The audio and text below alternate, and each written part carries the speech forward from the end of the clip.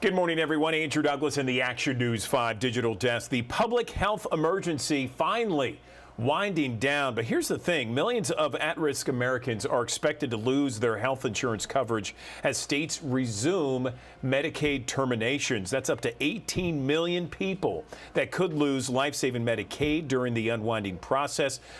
Let's talk more about what could happen here with Dr. Kathy Hempstead of the Robert Wood Johnson Foundation to discuss who's going to be affected here and the risks associated with this. Good morning, Dr. Hempstead. Tell me about the impacts of the end of Medicaid continuing coverage requirement. Good morning. Good morning. Thanks for having me. Well, this is a really big challenge for people all across the country as states start to do something that they haven't had to do for 3 years, which is to assess the eligibility of enrollees for Medicaid. And there's two kinds of risks that we're really worried about. One is people who are mistakenly disenrolled because they don't comply with some kind of administrative procedure and then are inappropriately terminated from Medicaid and need to find that out often the hard way and try to get back enrolled in Medicaid.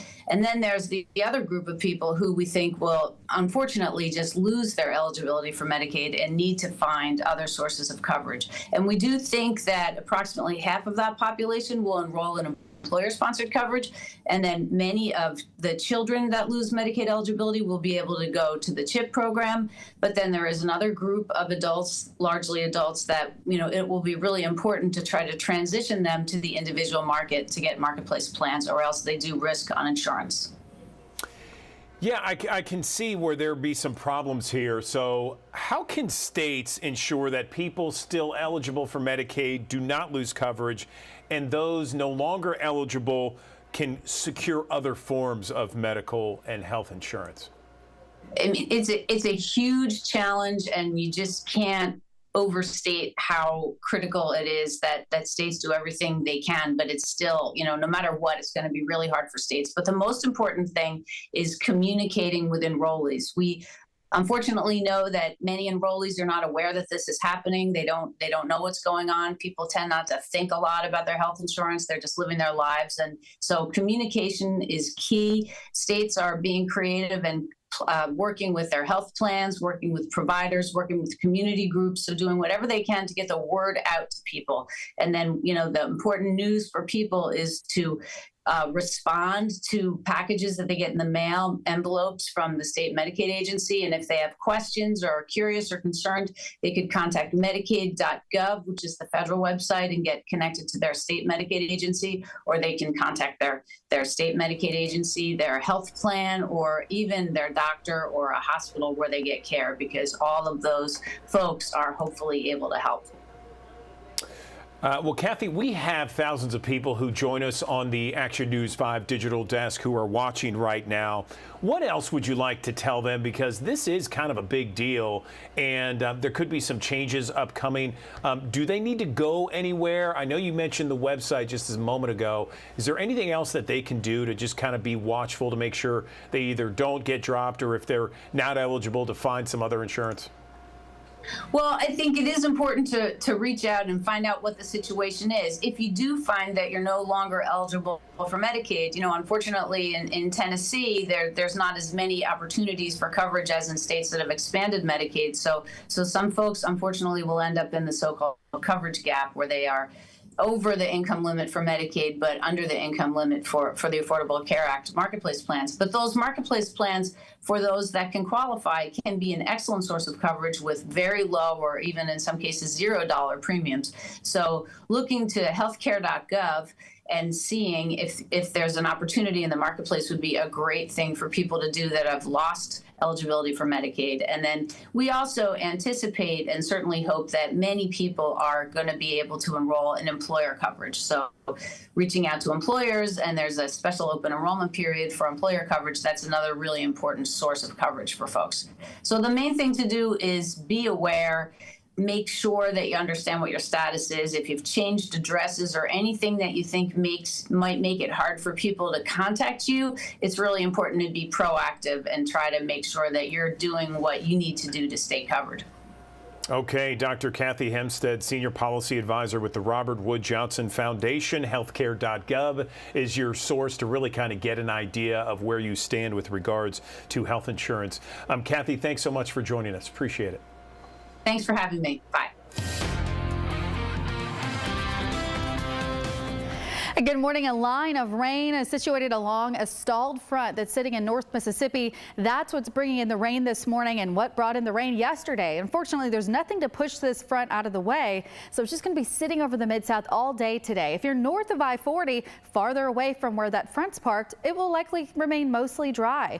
In Dyersburg and Blytheville, you won't see much of anything, but Memphis southward, we have rain there at lunchtime today. Starting to see some of that rain moving its way even a little bit farther south, so Memphis starts drying out. There will still be some rain in Fayette County and into North Mississippi at 5 o'clock, but again, north of I-40 stays dry tonight. We may see a stray shower in Memphis late tonight, but it looks like by 10 o'clock, most of that will be coming to an end as that front continues to push off to the south. But we may add on another quarter to a half inch of rain before everything is finally said and done. We've had about 2 to 3 inches of rain in Memphis, over in other areas in Shelby County over the past 24 hours. So we've had a lot of rain, which is why we have a flood watch in effect through 1 o'clock. Again, for areas along and south of I-40 where that rain will be located today. Breezy conditions continue, but winds now out of the northeast making it feel cooler. So those wind gusts will be about 20 to 25 miles per hour all the way through late tonight. Right around 50 degrees at noon today, 51 at 1 o'clock. It'll be wet when you go out to grab something for lunch, at least as I mentioned, for most areas. High today, this is me being a little generous, around 54. I'd say some spots won't even make it that high today, though. Some areas may stay in the 40s all day. And then a low tonight in Memphis around 49. There could be some spots that are a little cooler than that even. Tomorrow you'll see temperatures up to around 57, so just a hair warmer. Upper 60s on Saturday, though, and then back up to the lower 70s on Sunday, and then 70s through next week. So let's actually check out that First Alert weekend forecast. Easter weekend, Saturday a high of 68. You may see a stray shower in the morning, but it does look like most of us will remain dry. And if you did get any rain, it would be before 1 o'clock. So later in the afternoon, evening will be dry. More sunshine finally on Sunday with a high around 72 degrees. So if you are doing anything for Easter, 9 a.m. on Sunday, 57 degrees. Great for everyone going out to do those Easter egg hunts, or if you're going to church services, noon 66, and then at 3 o'clock we're at 72 degrees on Easter Sunday. Check out next week's forecast too. We get a nice warm up next week and we have sunny and dry conditions Monday through Wednesday. Okay, the Tennessee House could expel 3 members on the same day, and one of them includes state Memphis Representative Justin J. Pearson. It comes after what happened last week, what House leaders say a disruption that shut down House business on the House floor for more than an hour with a bullhorn, and it broke decorum rules. Now, the General Assembly is going to meet today to discuss this. This all happened with regards to gun legislation. Bria Bolden is in Nashville with an update on what happened and how people are reacting. This is a rarity. Only 2 other House members have been expelled since the Civil War. Before lawmakers take that vote, the Memphis chapter of the NAACP urging them to vote no. We are flabbergasted. We're mad as hell. We're going to protest. This issue will not die down. A day before Tennessee House lawmakers call for votes on whether or not to expel 3 House Democrats, Justin J. Pearson from Memphis, Gloria Johnson from Knoxville, and Justin Jones from Nashville, Memphis NAACP President Van Turner says they're standing behind the so-called Tennessee 3. They were standing up not only for those individuals at the Covenant School, but for all Tennesseans who've cried out and asked for sensible gun legislation for at least the last decade, and that ask and that request has fallen on the deaf ears of our General Assembly. Turner says the organization is nonpartisan, but in this case, they chose to stand behind the 3 Democrats because he says what's happening is bigger than politics. Newly elected Shelby County Democratic Party Chair Lexi Carter says they've asked Republican House Speaker Cameron Sexton to stop moving forward on expulsion hearings. Sexton claims the 3 broke decorum. Just because you have the power doesn't mean you have to do it. Carter says the organization, the NAACP, and others plan to bus over to Nashville in support of Pearson, Jones, and Johnson. The people united! The support doesn't stop there. Shelby County Mayor Lee Harris tells Action News 5 he believes the reaction to the protest was, quote, disproportionate and should be reconsidered. He goes on to say he's known Representative Pearson for years and calls him a, quote, smart, aggressive, and capable young man. Pearson, Jones, and Johnson represent more than 200,000 voters around the state.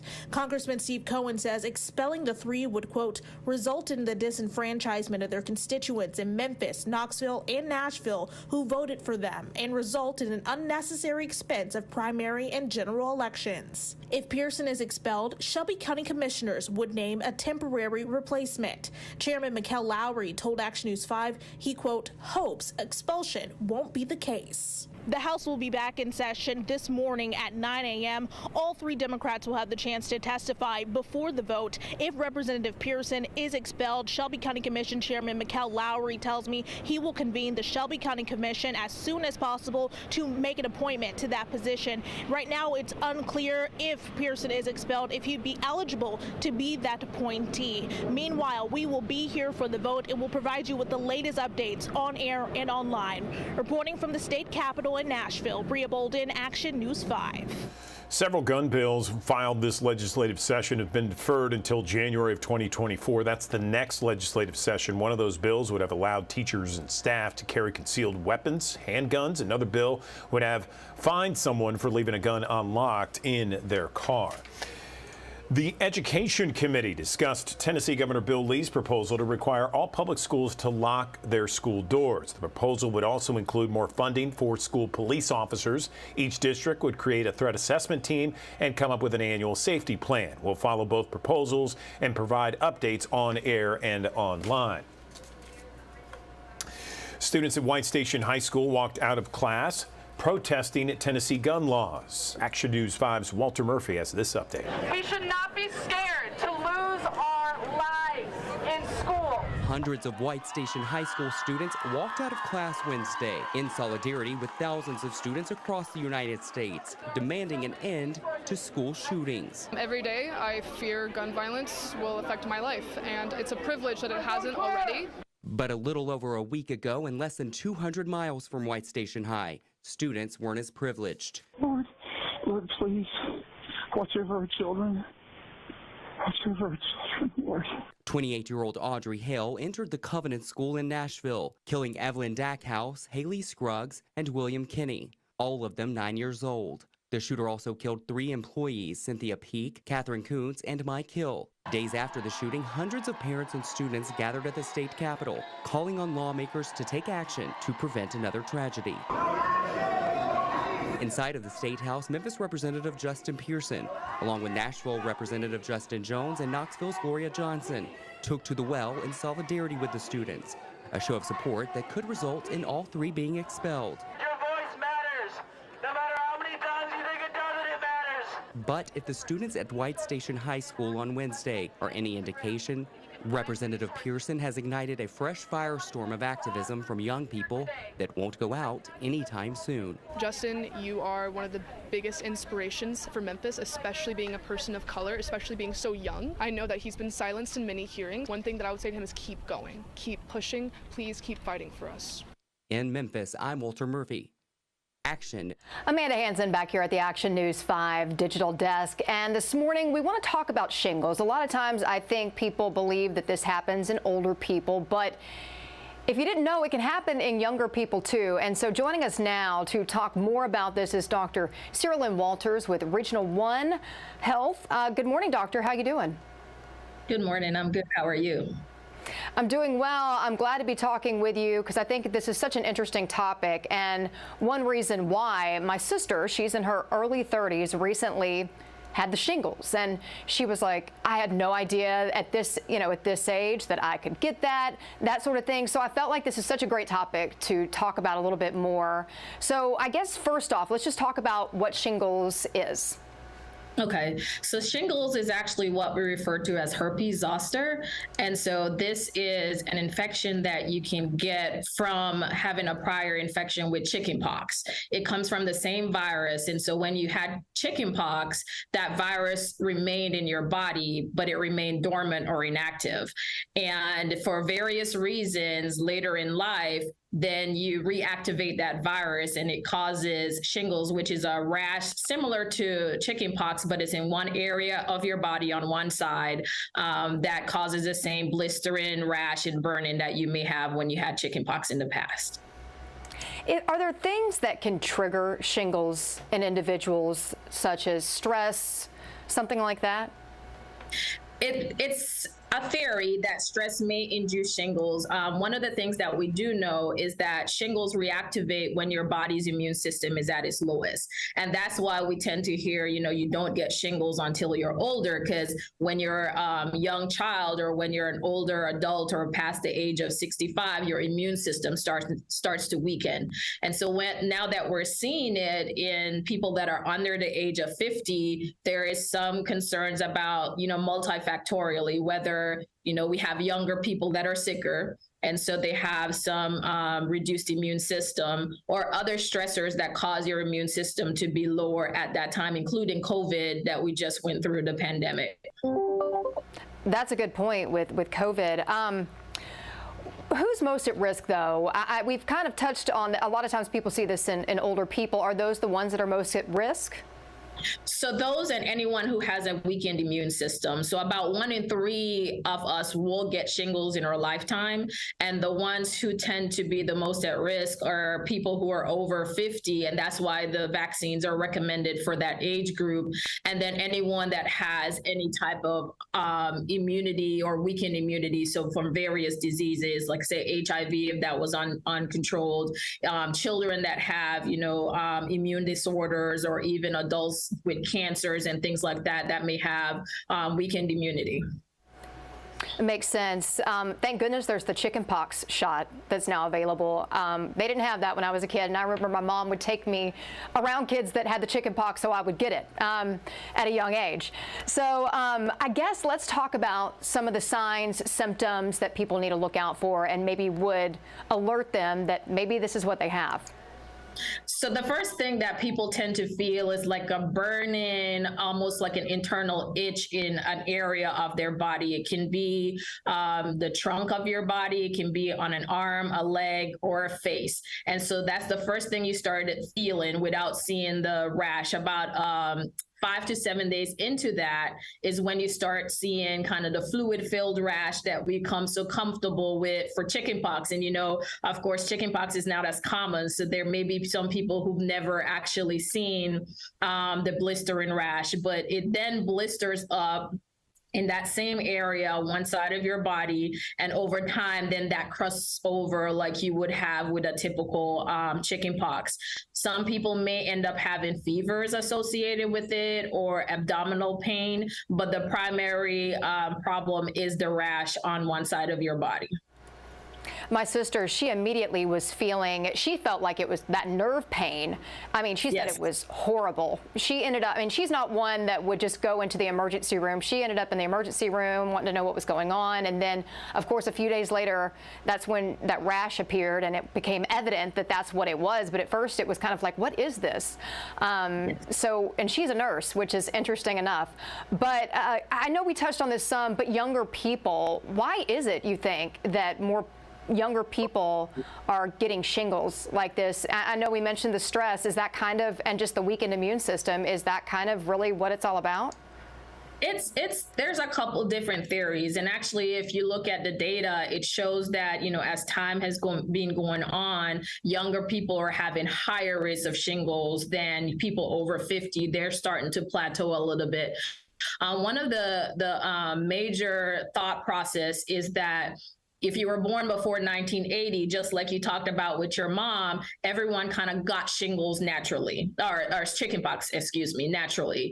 And so that chickenpox immunity they're feeling may be a little stronger than the vaccines we're now getting.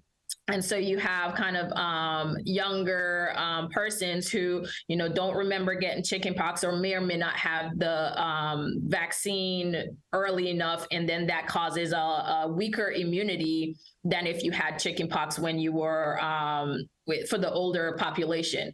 And so because of that, they feel that, it doesn't protect you as well. And so that reactivation is quicker. There's also some theories about the chickenpox vaccine that you used to get in the past was a live vaccine. And so that may have induced kind of that reactivation. This is just so interesting to me, just because my sister was personally affected by this. Let's talk a little bit more about shingles itself. How long does it last? How contagious is it to pass along to other people? Okay, so like we discussed, that burning, nerve pain, itching that you may feel, that usually is about the first 5 days. And around that time, you are not contagious. You aren't contagious until you have those blistering rashes that are starting to open. And so that's usually in that first 7 to 10 days is when you start seeing that blistering rash. Over time, that crusts over. So once it's crusted, again, you're no longer contagious.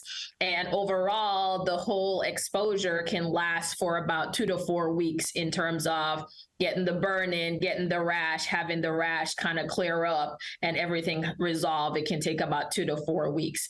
Unlike chickenpox, it is only contagious when you touch the fluid from the blister and rash. So for most people, they can just cover up that rash and make sure that they wash their hands pretty well and not interact with it. And in that situation, you won't be contagious to others.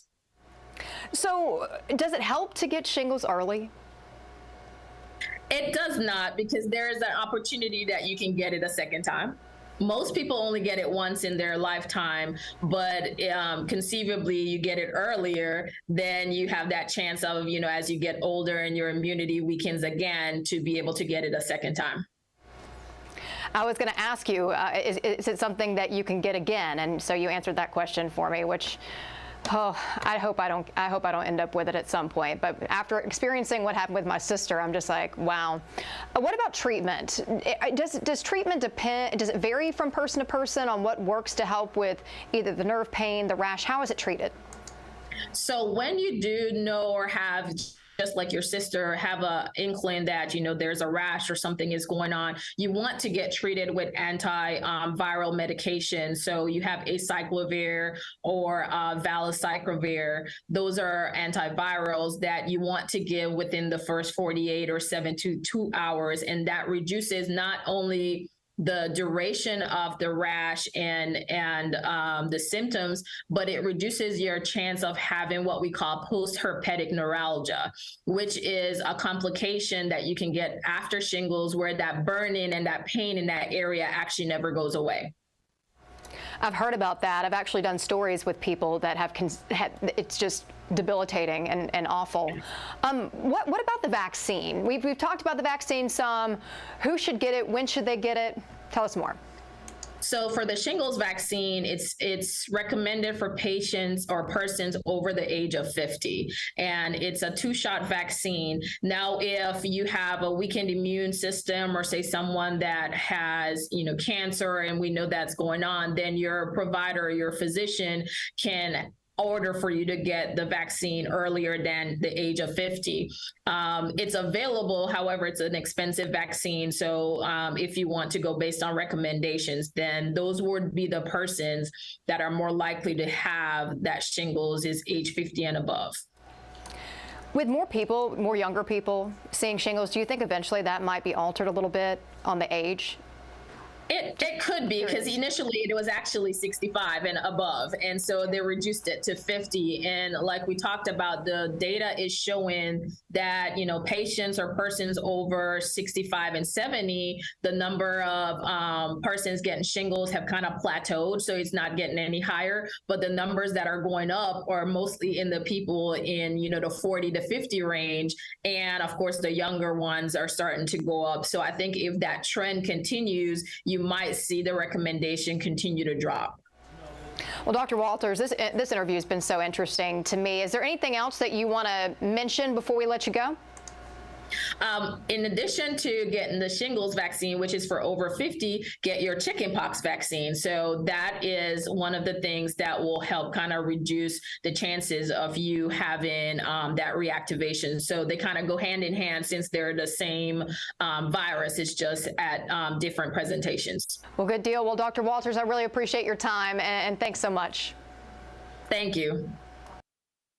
All right, so we all know about ChatGPT. We've heard about it. It's been in the headlines now for weeks, if not months. It's essentially an artificial intelligence program that allows people to write all kinds of essays and documents and various structures. And for students across the country, they're using ChatGPT and other technology to cheat on their homework assignments, their essays, that sort of thing. And professors and teachers are having a really difficult time distinguishing ChatGPT writings versus the actual students' writings. Well, there is now a tech company that has designed a program, it says, that will make it harder for students to cheat and allow parents and teachers to detect if students are using programs like ChatGPT. It's fascinating, right? Because we've heard so much about it, but now there might be a program here to combat against it. That's why we have brought in Annie Ciccitelli, Chief Product Officer with Turnitin. Annie, I hope I said your name right. How are you this morning? I'm good. How are you doing, Andrew? Doing well. So tell me about, first off, let's explain to everyone if maybe they've heard about ChatGPT, they don't know how it works. Let's explain how it works for our audience. Sure. So ChatGPT and other text generators are large language learning models. They are very predictive. So they write based on the next word. So they take the prompt that was written as well as everything they wrote before to predict the next most probable word in that sentence. And thus that's how they write. They're not writing for meaning. They're not writing to create a story. It's a very different way of writing than humans do. And so it leaves this trace or a statistical trace that we're able to detect because of the way that it chooses the next most probable word. I was talking to someone last fall, someone who works for the SAT, ACT board, and they told me that ChatGPT is extremely challenging for them because it's hard for them to determine essays, and schools and universities a lot of times require essays for students and base that on possible enrollment. And so they were really kind of wringing their hands, wondering how they would be able to detect ChatGPT versus a student's actual writing. But I understand your tech company has developed a program to detect it. Tell me more about that.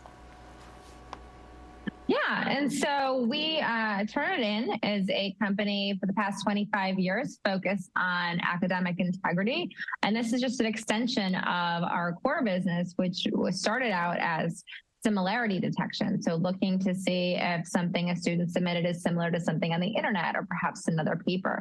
And so this is just an extension. It uses different technology, though, than obviously our similarity detection, in which we're able to, because we have been working with student writing for over 20 years, we understand even different grade levels of how students write. We're able to create a model that compares that to ChatGPT writing or any other program that uses GPT-3 or 3.5 to determine if there are the differences, and we're able to see the statistical significance that the student submitted of the different words to determine if there are traces of AI writing.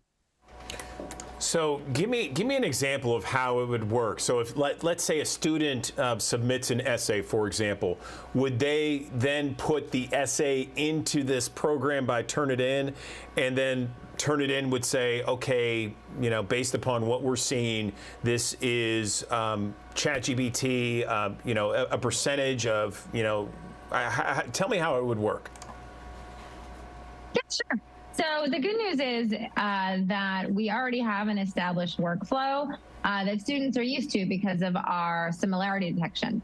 So students already have a path for submitting their assignments to Turnitin, and teachers already have an interface by which they're comfortable working.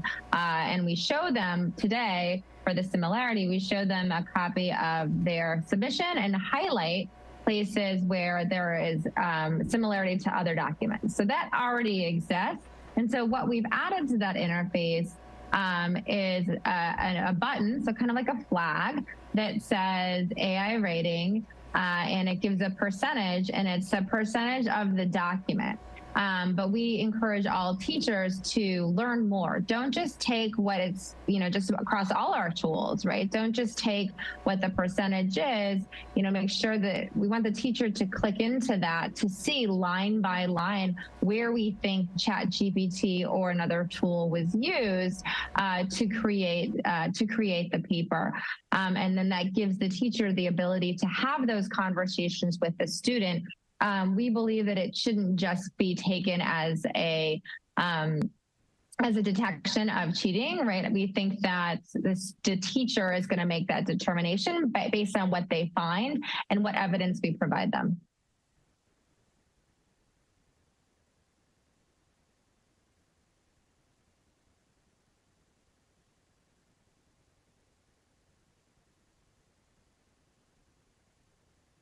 Sorry about that, Annie. I'm having some issues with my mic.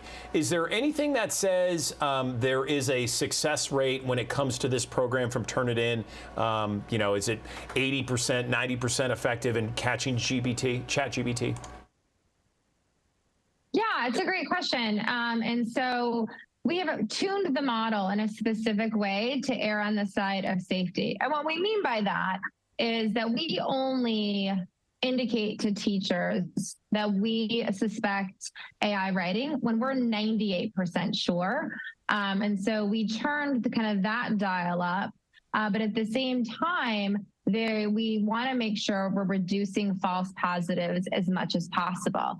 And so in order to balance that, in our lab tests, we predict that we probably miss about 15% of AI writing so as to keep that false positive rate quite low. And so we think we catch up to 85% with 98% confidence, but with a less than 1% false positive rate.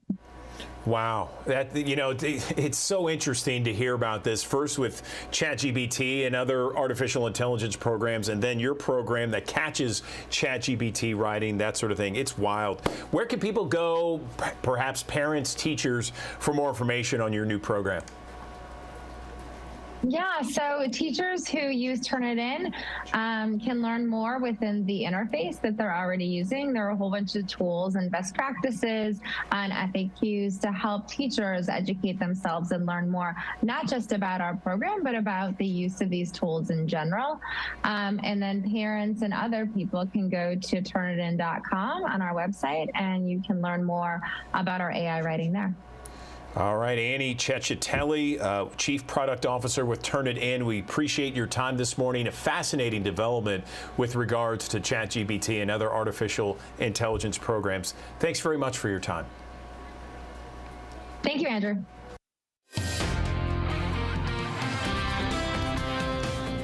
Good morning. A line of rain is situated along a stalled front that's sitting in North Mississippi. That's what's bringing in the rain this morning and what brought in the rain yesterday. Unfortunately, there's nothing to push this front out of the way, so it's just going to be sitting over the Mid-South all day today. If you're north of I-40, farther away from where that front's parked, it will likely remain mostly dry. In Dyersburg and Blytheville, you won't see much of anything, but Memphis southward, we have rain there at lunchtime today. Starting to see some of that rain moving its way even a little bit farther south, so Memphis starts drying out. There will still be some rain in Fayette County and into North Mississippi at 5 o'clock, but again, north of I-40 stays dry tonight. We may see a stray shower in Memphis late tonight, but it looks like by 10 o'clock, most of that will be coming to an end as that front continues to push off to the south. But we may add on another quarter to a half inch of rain before everything is finally said and done. We've had about 2 to 3 inches of rain in Memphis, over in other areas in Shelby County over the past 24 hours. So we've had a lot of rain, which is why we have a flood watch in effect through 1 o'clock o'clock, again for areas along and south of I-40 where that rain will be located today. Breezy conditions continue, but winds now out of the northeast making it feel cooler. So those wind gusts will be about 20 to 25 miles per hour all the way through late tonight. Right around 50 degrees at noon today, 51 at 1 o'clock. It'll be wet when you go out to grab something for lunch, at least as I mentioned, for most areas. High today, this is me being a little generous, around 54. I'd say some spots won't even make it that high today, though. Some areas may stay in the 40s all day. And then a low tonight in Memphis around 49. There could be some spots that are a little cooler than that even. Tomorrow you'll see temperatures up to around 57, so just a hair warmer.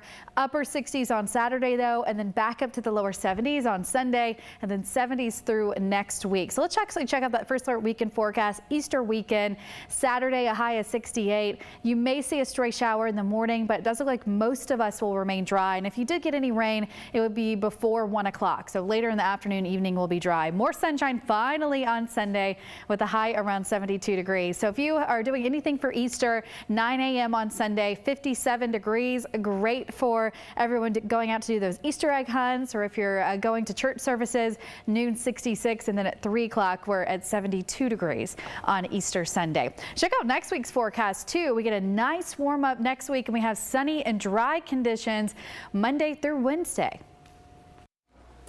Okay, I want to show you a live picture from Nashville here. There are supporters outside in the rain. You can see the umbrellas there. They are supporting 3 state representatives that could be expelled later today. That includes a Memphis Representative Justin J. Pearson, also Gloria Johnson from Knoxville, and Justin Jones of Nashville. House leaders say last week they broke decorum and they interrupted House business on the House floor for more than an hour with a bullhorn, and that is the reasons why there will be a hearing this morning to decide whether or not they will be expelled from the Tennessee State House. Last week, that disruption was about gun legislation, and so right now there are some supporters there standing outside in the rain supporting those 3 state representatives. We'll continue to follow this. We have our Bria Bolden there in Nashville covering this issue and this hearing later today. We'll certainly bring you updates as we get them. Want to switch now to talk about some of the storm issues, the storm damage that we received last Friday. These are the drone shots from our Action News 5 drone over Wynne High School in Wynne, Arkansas, where an EF3 tornado just leveled the high school there. Well, students will report to EACC Tech Center in Wynne Wednesday, April 12th, a sign of progress to get those students there to return to in-person learning. Wynne High School, of course, as we've been reporting, and you can see with these pictures, took a direct hit on Friday when that EF3 hit that area. 800 students will never return to the building. They know things might seem bleak for some, but school leaders are trying to do everything to keep things as normal as possible. Graduation, for example, is going to go on as scheduled. Seniors will have their prom in 2 weeks as well. That was kind of our last-ditch effort before we turn it over to beginning to be demoed and starting over. I think it was tough Saturday, the day after, going up there and trying to go through some things, but yesterday it just really hit home that that's the last time we're ever going to see that building. You know, our students, some of them, it was the first time they were able to see it afterwards, and it was tough. It was a very emotional day yesterday. Emotional indeed. This is an emotional day for the family of Ayanna Williams there. They planned for the 21-year-old's funeral. She was one of 4 people killed in Friday's tornado. And keep in mind, this is a community, Wynne, Arkansas, of about 8,200 people. So the high school is a lot of times the central area, the focus of so many people and their families and their lives. A lot of memories that are made there over the years. Not only was that high school destroyed, but as you heard just a moment ago, 4 lives taken in that powerful and destructive and deadly tornado outbreak that hit Memphis area on Friday. Let's go now to Covington, Tennessee, also the area that was hit by an EF3 tornado. 1 person died, lots of damage, millions of damage there. City leaders say the recovery process will move forward more quickly following Tennessee Governor Bill Lee's request for federal assistance. The Covington mayor, Jan Hensley, said the request for FEMA funding moves to Tipton County. That's the next stage. FEMA's still evaluating. Covington leaders say they expect a decision on the cost soon. This federal aid is both for governmental infrastructure assistance, the individual assistance. The individual assistance is specifically to help our affected victims bridge the gap in this difficult time.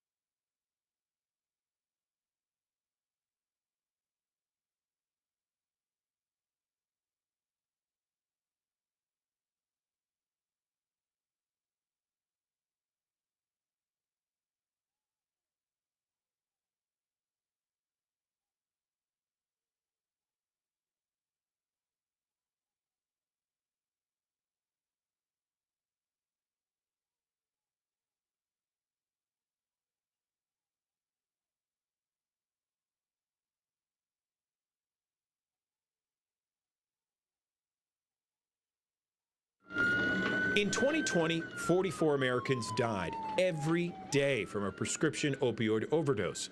16,000 in 1 year, 100,000 Americans died from illegal or street opioids like fentanyl last year alone. Now, a new program is designed to provide help. It is a fully anonymous process.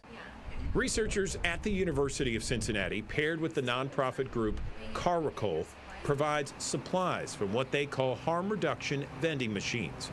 Safer injection kits, injectable naloxone and nasal naloxone.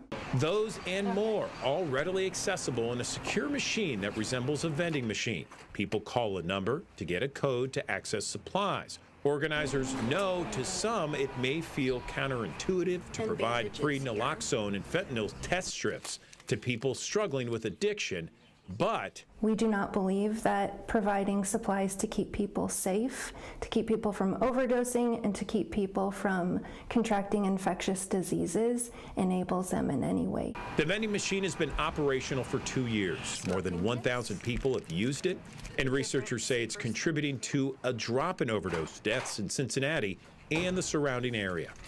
It's again important to recognize nationwide up 15%, preliminary for us down 10%.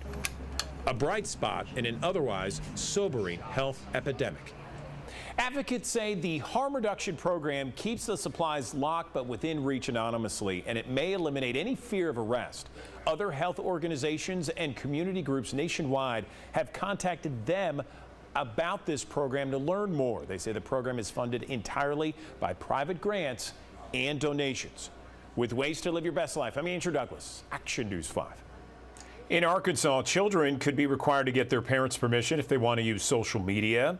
The State House of Representatives approved a bill that would require age verification and parental authorization for users under the age of 18. The bill would require social media companies to contract with third-party companies to perform age verification. The proposal passed an overwhelmingly vote of 82-10, with 4 members voting present. Memphis-based shipping giant FedEx says it is consolidating its operating companies into one organization. The shipping giant says the move will enhance its ability to meet the evolving needs of customers and build a stronger enterprise. The phased transition will bring FedEx Express, FedEx Ground, FedEx Services, and other operating companies into the Federal Express Corporation. FedEx Freight will continue as a standalone company under FedEx Express Corporation. This all is expected to happen in June of 2024.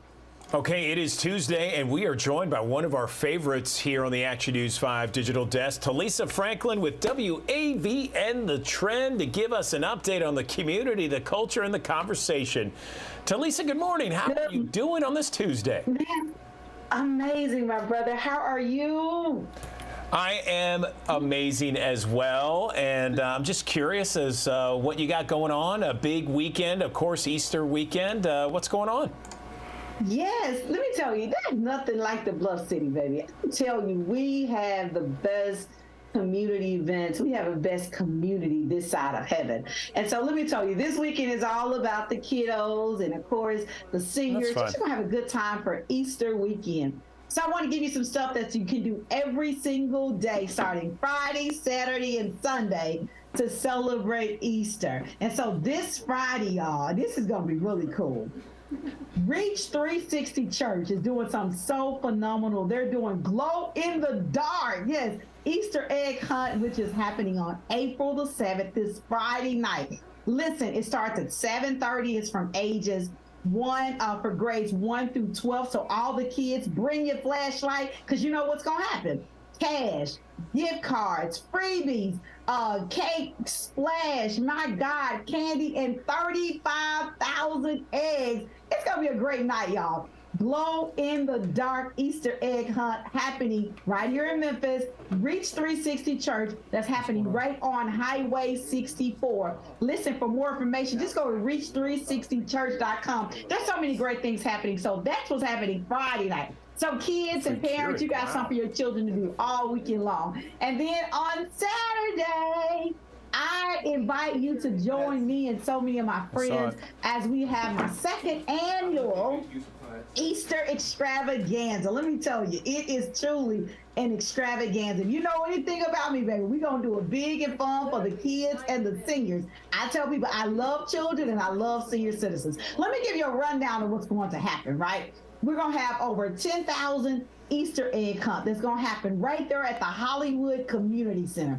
Then we're going to have Easter baskets, not just for seniors, the senior citizens, and not just for children. So we're going to have Easter baskets for senior citizens, where it's all about you. And this year, I made sure that we wanted to make sure there was a space that senior citizens can have fun. So we have a really big tent just for senior citizens, and we're going to have the bunny hop for seniors. We're going to have fun game for senior citizens. So it's going to be all fun for them too. So while the kids are bouncing over the inflatables, playing the games, winning all the prizes, getting ready for the Easter egg hunt, eat all the free hot dogs, popcorn, and cotton candy that they want. Yeah, I said absolutely free, right? Because this event is so dear to my heart, because doing something for children and seniors means so much. And I'm just so excited that so many of my friends are coming, especially Mr. and Mrs. Easter Bunny. And listen, the good thing about Mr. and Mrs. Easter Bunny, I make sure you get a free picture. So if you want to take a picture with Mr.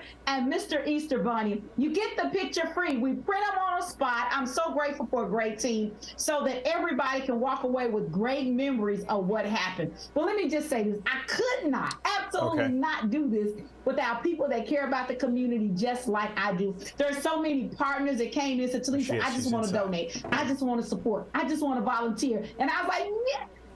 Yes, but I want to say some special up to Sleeves Up West Tennessee. And so let me tell you, Sleeves Up, have you got yourself vaccinated? So if you have not gotten vaccinated, listen, we will have ShotRx will be there at our community Easter extravaganza. So you can come and get vaccinated, get your children vaccinated as you have a great time. Leadership Memphis, Volunteer Memphis, y'all know Volunteer Memphis, Leadership Memphis. Shout out to President, CEO Reggie Crenshaw that is doing a phenomenal job. And so, you know, I'm alum. I love Leadership Memphis. And listen, UT Health Community Engagement, Oak Street, Humana, there's so many partners. To Talisa, what can I do to make sure our children and our seniors have an amazing time? So listen, this Saturday, 12 to 2, all roads lead to the Hollywood Community Center. You know I'll be there jumping around like a bunny myself, y'all. We're going to have a great time for our second annual Christmas Easter extravaganza. Listen, if you want to be a part of it or you want to do something, you know what to do. Call my office, 901-213-6438. Again, 901-213-6438. And we'll be more than happy to get you plugged in.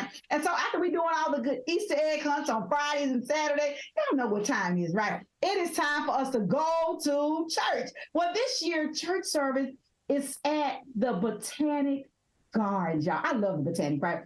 Easter sunrise service. Shout out to Second Presbyterian Church for this sunrise service at 6:30 in the morning at the Botanic Garden to celebrate Christ's resurrection through triumph of hope over despair, light over darkness, and light over death. Listen, bring your lawn chair, bring your blanket. This is going to be a fun event. Come out to the Botanic Gardens and let's have Easter sunrise service together. Hey, it's going to be a great weekend. Just make sure you stay connected because y'all know I'm trending what's happening in this community. Okay, Action News 5 digital desk here. Andrew Douglas. I want to go live to our reporter in Nashville. We got Bria Bolden on the line, and she is at the Tennessee State House where the General Assembly is about to start this hearing with regards to the state representatives that may be expelled later today.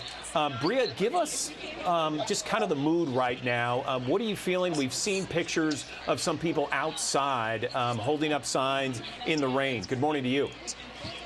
Good morning, Andrew. Yeah, a lot of anticipation. I feel like a lot of positive energy, but a lot of nervous energy in the air right now, too. We're actually in the gallery section on the House floor right now, actually.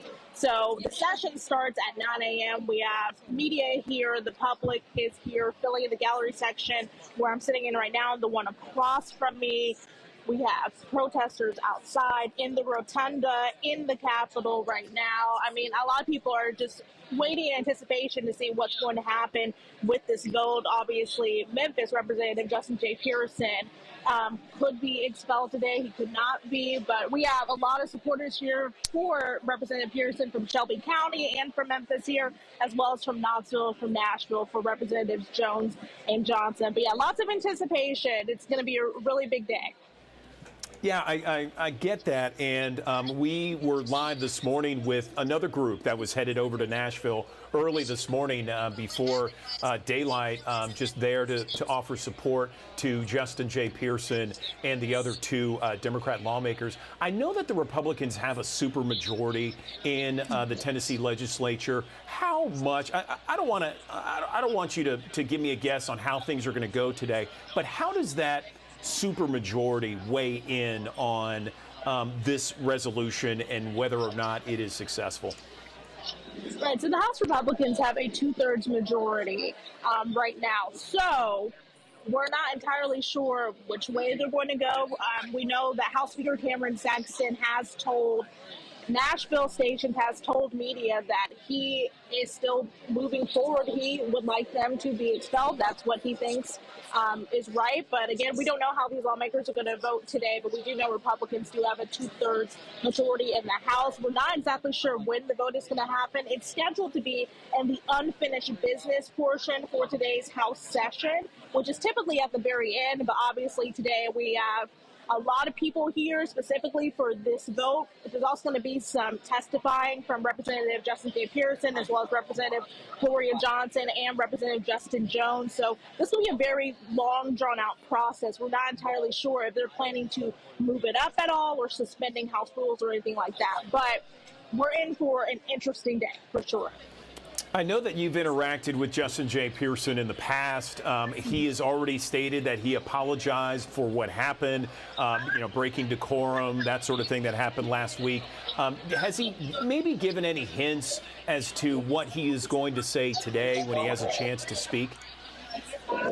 So not really sure what he's going to say today, but I can tell you when I talked to him Monday, when the resolutions to expel him and the other two Democrats were introduced on the House floor, that night when I talked to him, he said that he is prepared. And if he is expelled, he said he's prepared to run again and win. Obviously, he did apologize for what happened on the floor last week, but he still stands by it at the end of the day, saying that he was standing up for children and people who have died in Nashville and Memphis, across the state of Tennessee from gun violence. So we're going to see him testify today, and we'll learn more about, what he has to say about his actions last week.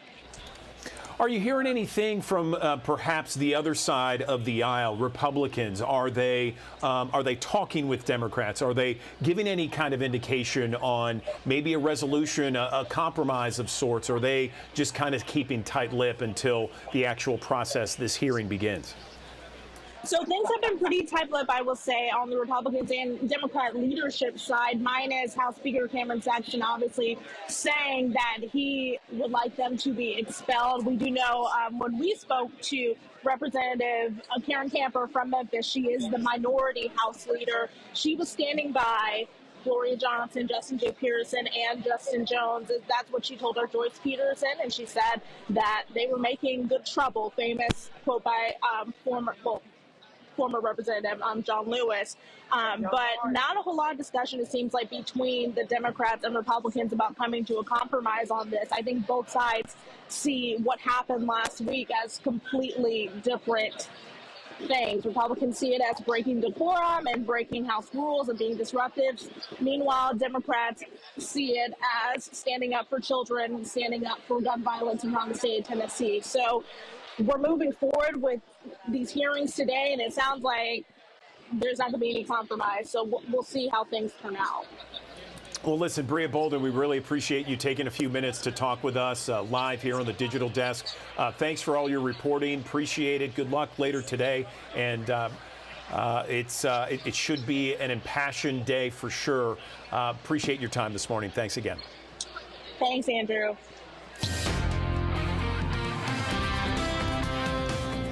Good morning. A line of rain is situated along a stalled front that's sitting in North Mississippi. That's what's bringing in the rain this morning and what brought in the rain yesterday. Unfortunately, there's nothing to push this front out of the way, so it's just going to be sitting over the Mid-South all day today. If you're north of I-40, farther away from where that front's parked, it will likely remain mostly dry.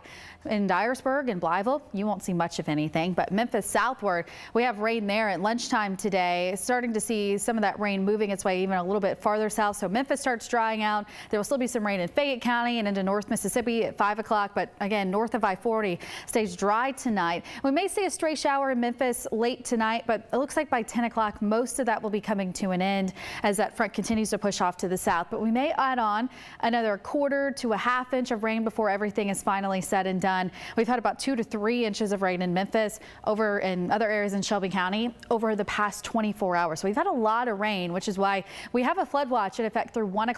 Again, for areas along and south of I-40 where that rain will be located today. Breezy conditions continue, but winds now out of the northeast making it feel cooler. So those wind gusts will be about 20 to 25 miles per hour all the way through late tonight. Right around 50 degrees at noon today, 51 at 1 o'clock. It'll be wet when you go out to grab something for lunch, at least as I mentioned, for most areas. High today, this is me being a little generous, around 54.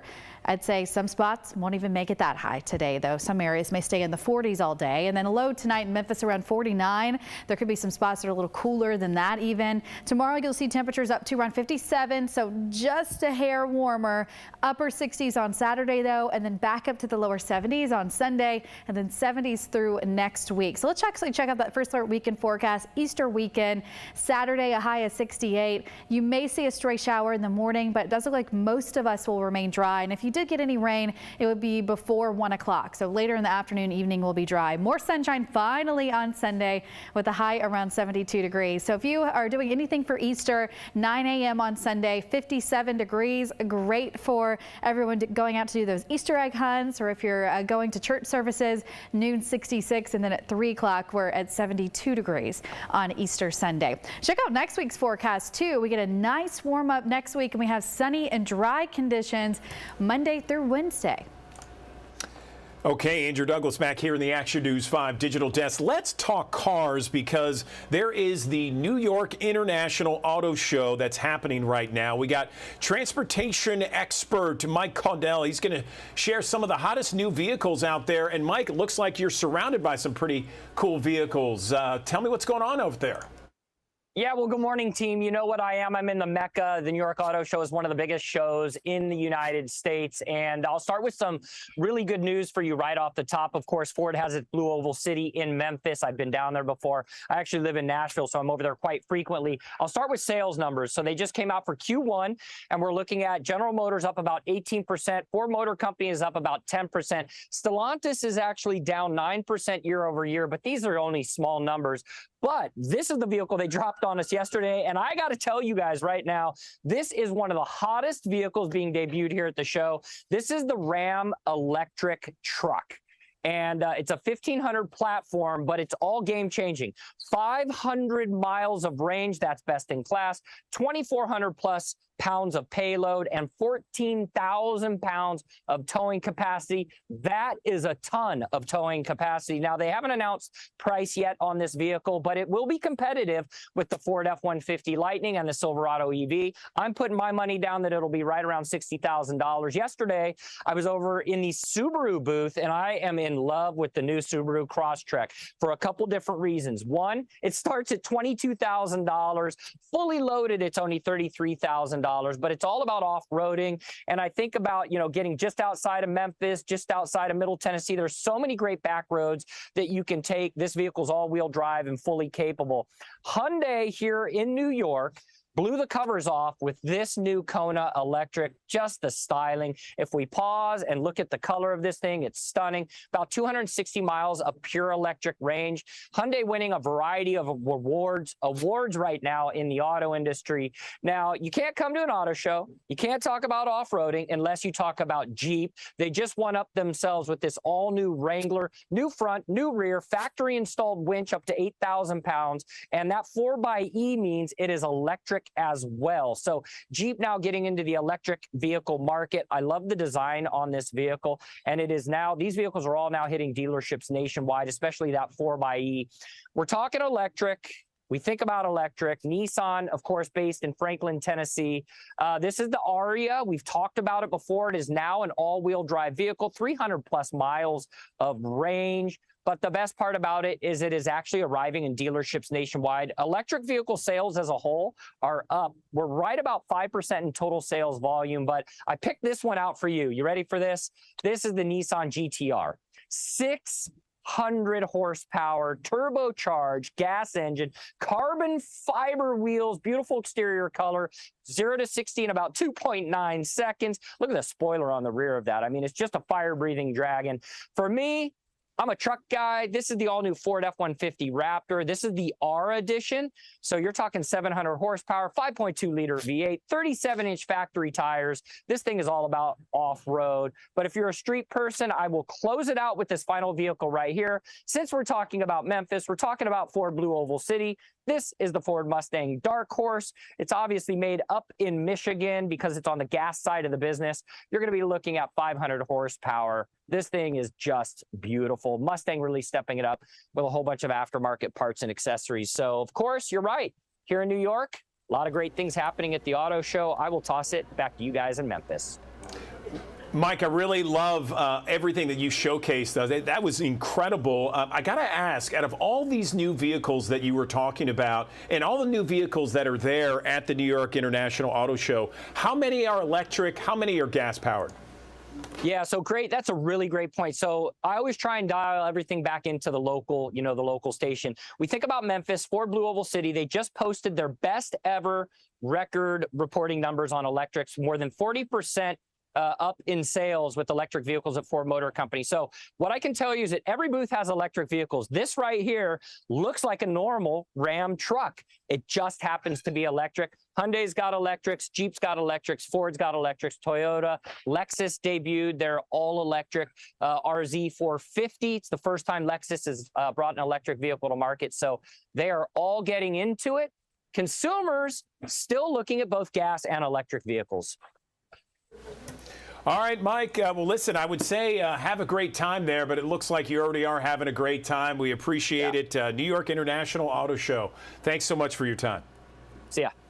March is National Endometriosis Awareness Month. Got a couple days left. Got to get in this one. It is certainly time to really kind of talk about this underdiagnosed condition. And joining us on the digital desk to talk more about it is Dr. Sarah Zebarth with Methodist Olive Branch. Dr. Zebarth, thank you for joining us. Let's talk about what exactly is endometriosis. Am I saying it right?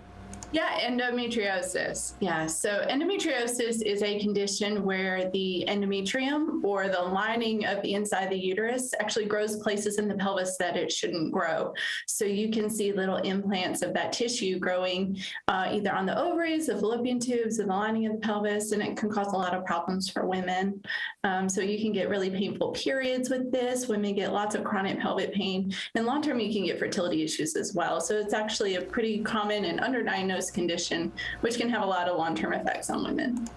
Yeah, I have heard about it, and it sounds painful. Can you talk about some of the signs and the symptoms so our viewers kind of can understand what to look for? Yeah. So the most common complaint we get is women who have very painful menstrual cycles, and they'll come in to our office complaining of such severe pain. They're not able to do their daily activities. I have women who have gone for years just being in their bed for a day or two out of the month, and there's just an abnormal degree of pain. Also, you can get pain with other daily activities. I have a lot of patients who have pain with intercourse, pain with urination, pain with bowel movements, and long-term these symptoms can kind of progress and get worse. And then some women even develop kind of long-term chronic pelvic pain as well.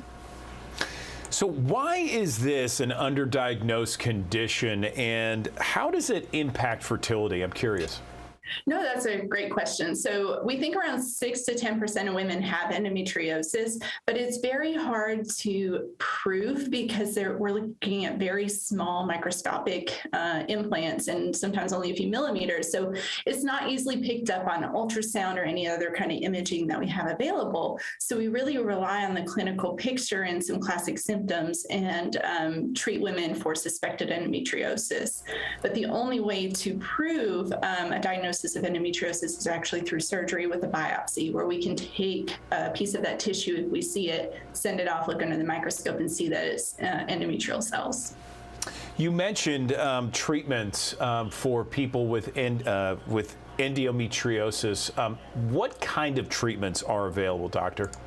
Yeah, so endometriosis is a tissue that responds to hormone stimulation. So it's actually the hormones in your ovaries that make the endometriosis flare up and become painful. So what we often do is try to suppress the ovaries. So a lot of times we'll give women hormone therapy. Typically birth control pills can be very effective treatment at quieting down endometriosis and stopping the progression of it over time. So the mainstay therapy is hormones, and long-term surgery may be required in some patients, but not all.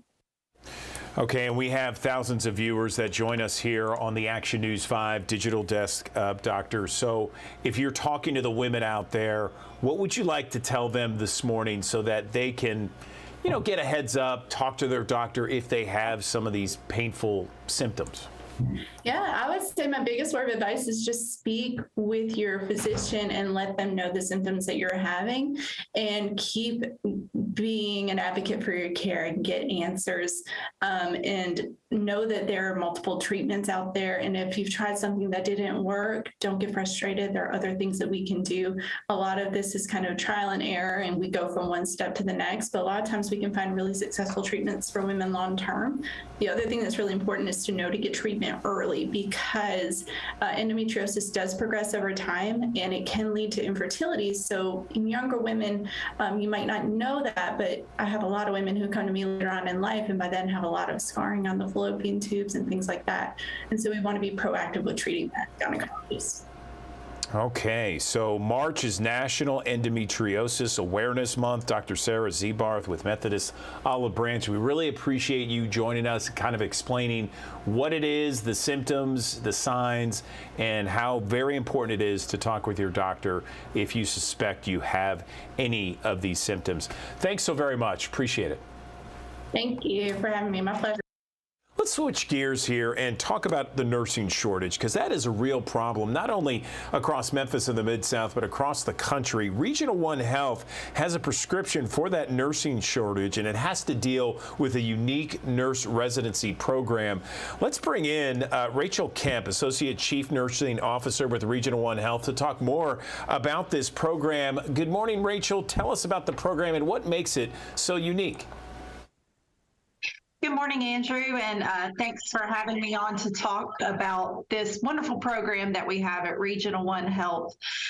So at Regional One Health, we know that the way to combat this nursing shortage is to really focus on development of our new nurses that are coming out of our local nursing schools across Memphis.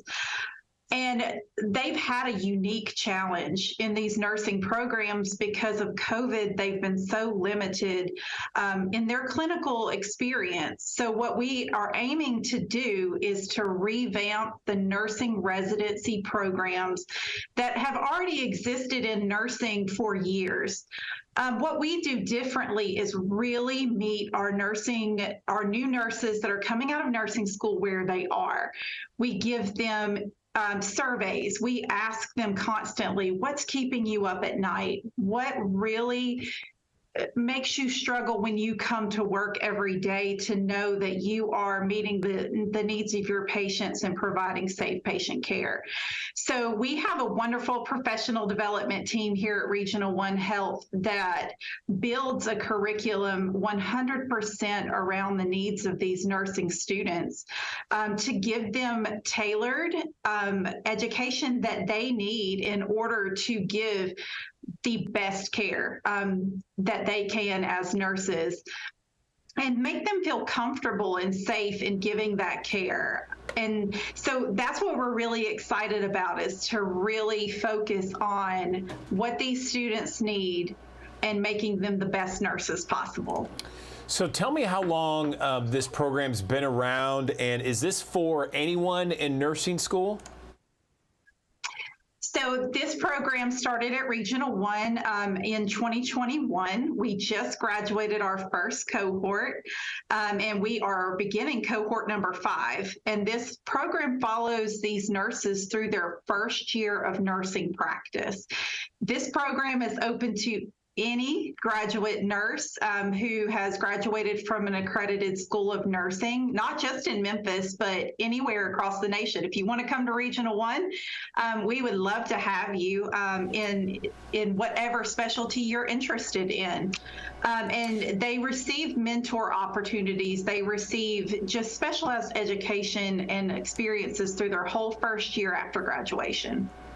What kind of results are you seeing from this program? I guess since it's been around 2021, you're starting to see some, right?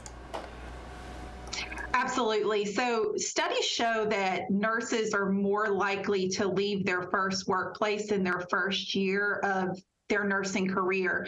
And we were seeing the same things at Regional One. So nurses in their first year were leaving our organization at over a 60% rate before this program.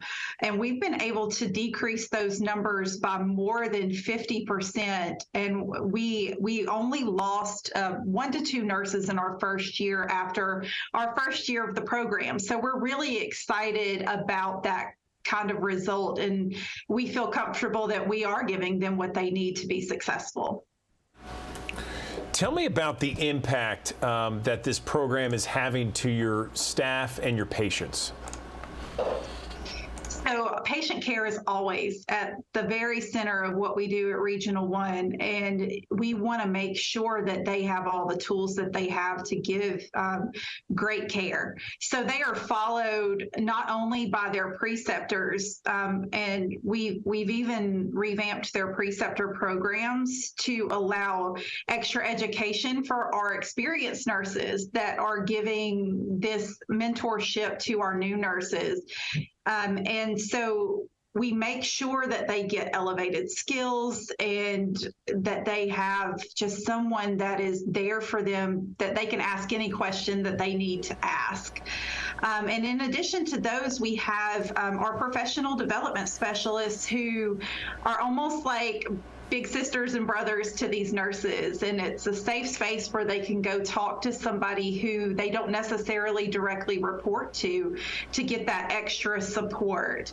And we've had excellent feedback from our new nurses that are in the program, as well as their peers who are the experienced nurses. And we're seeing great results from our patients.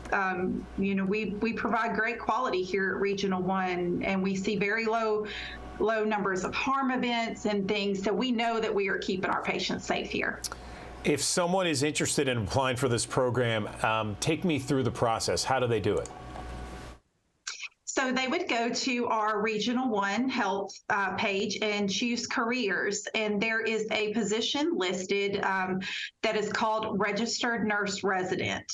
Now, if you are a nursing student that has not graduated yet, we also have opportunities for you to start at our organization as a student, and those are called Student Nurse Externs. And you can start working in our organization on an PRN basis, so it works with your school schedule, and we go ahead and get you some clinical experience alongside our nurses so that you can learn not only extra patient care that you don't get in nursing school or in addition to your nursing school, and also learn how we do things at Regional One Health. Rachel Kemp, I really appreciate your time. Associate Chief Nursing Officer at Regional One Health. Congratulations on a great program, and thank you for explaining to us how it's helping your patients, your nurses, your staff, and everyone at Regional Health. We appreciate your time. Thanks, Andrew. We have heard so much about Hyundai Hope for Wheels. It is celebrating 25 years with a record-breaking $25 million donation to fight childhood cancer. Get this, every 36 minutes, a child is diagnosed with cancer in the U.S. and Memphis, of course, being the home of St. Jude Children's Research Hospital. We know all too well about childhood cancer and how that can affect so many families across this country. Let's bring in Kevin Riley, Hyundai Hope on Wheels board member, along with 11-year-old Oliver Foster, a 11-year-old survivor, cancer survivor. Gentlemen, good morning. How are you? Good morning, Andrew. We're good. It's good to have you guys here today. So it's been 25 years since Hope on Wheels was created. Briefly tell us about this organization and what has it been like over the last 25 years? Well, Andrew, thanks for having us. And it's just truly an honor for us to work with all the researchers throughout the nation. Hyundai Hope on Wheels began as a very small charity back in 1998. And in 25 years, we've grown to an organization where this year we'll donate $25 million in pediatric cancer research grants, bringing our lifetime total to $225 million in grants. And that is fantastic news. Congratulations to you and the organization. Kevin, Oliver, I want to ask you, tell us about your own personal battle with cancer and why you're being an advocate to help others. So, when I was 5 years old, I was diagnosed with acute lymphoblastic leukemia, or ALL. Excuse me. The next day, I started treatment. After 3.5 years, I finished treatment on June 14th, 2020. And why I'm trying to help is because it's very hard to go through treatment, and I feel like nobody should have to go through what I did. Wow, Oliver, congratulations on winning this fight here, and God bless you for all that you're doing and showing how strong you are. Kevin, I want to ask, what changes have you seen in the 25 years in this fight against pediatric cancer? Well, it's interesting, Andrew, if we think about our own lives and the advancements of technology from 1998 to now, we see the same in the area of pediatric cancer research, where we can use new technologies to get results faster and move us faster to a cure. But Ali had mentioned about treatment. And so the great thing about technology, too, is there are less invasive treatment options now for children going through cancer treatment, making life after cancer that much better.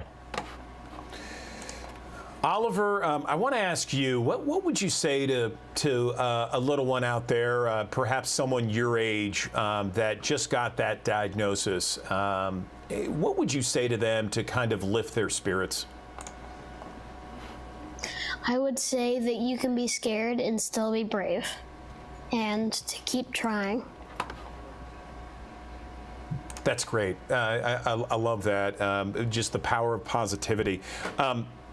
Kevin, the focus on research is so important to fight childhood cancer, right?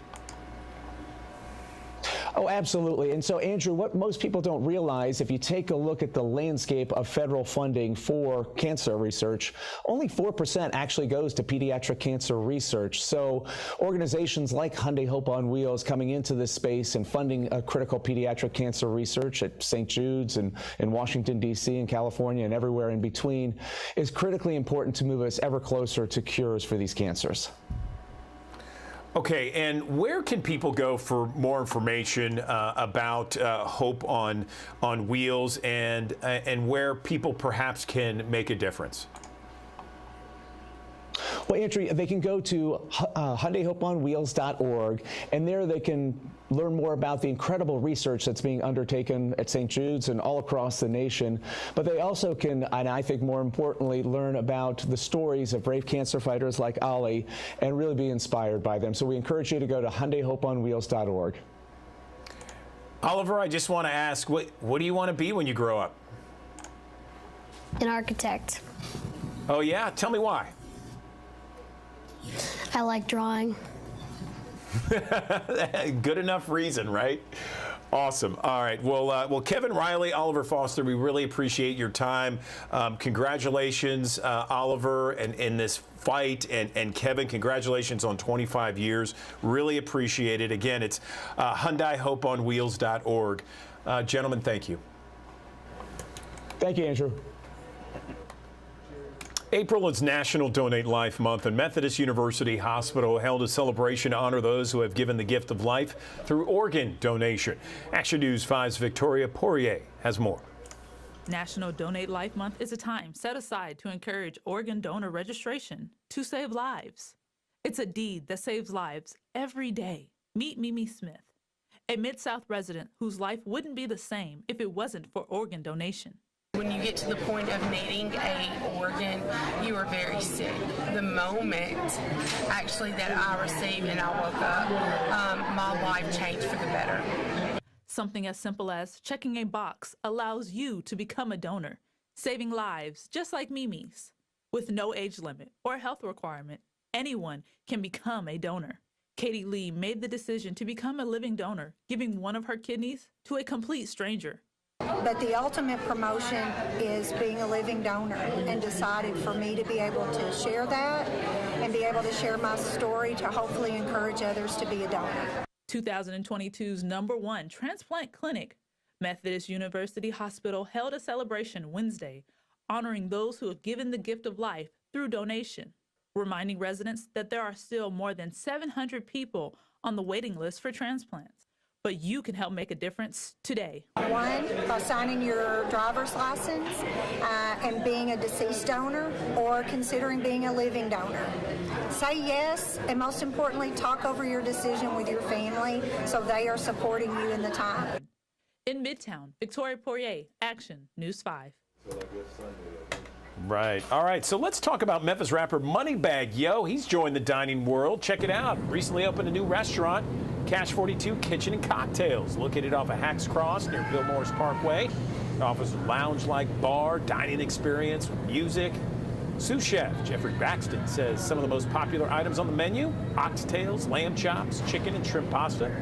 If any of those entrees sound good to you, you're in good luck. To see people enjoy what we bring to the table, the great food, music, the environment, great drinks, great staff, great customer service into those areas. So, just for everybody to enjoy their experience here, because it's big for all of us, it's big for the city of Memphis. Cash 42 Kitchen and Cocktails is only open for dinner right now at this time. All right, switch it over to sports. Here we go, the Showboats, Memphis Showboats. The countdown is on. April 15th is their first game in like 40 years. Last time they took the field in Memphis was back in the mid-'80s, and now they're going to be taking the field Saturday, 3:30, Simmons Bank Liberty Stadium in Memphis. Things are going great. There's a good pace, really good chemistry on the team, and everybody's working hard. Everybody's compliant. Haven't had any issues, haven't had many injuries, really. We're really healthy, so it's gone about as well as can be expected.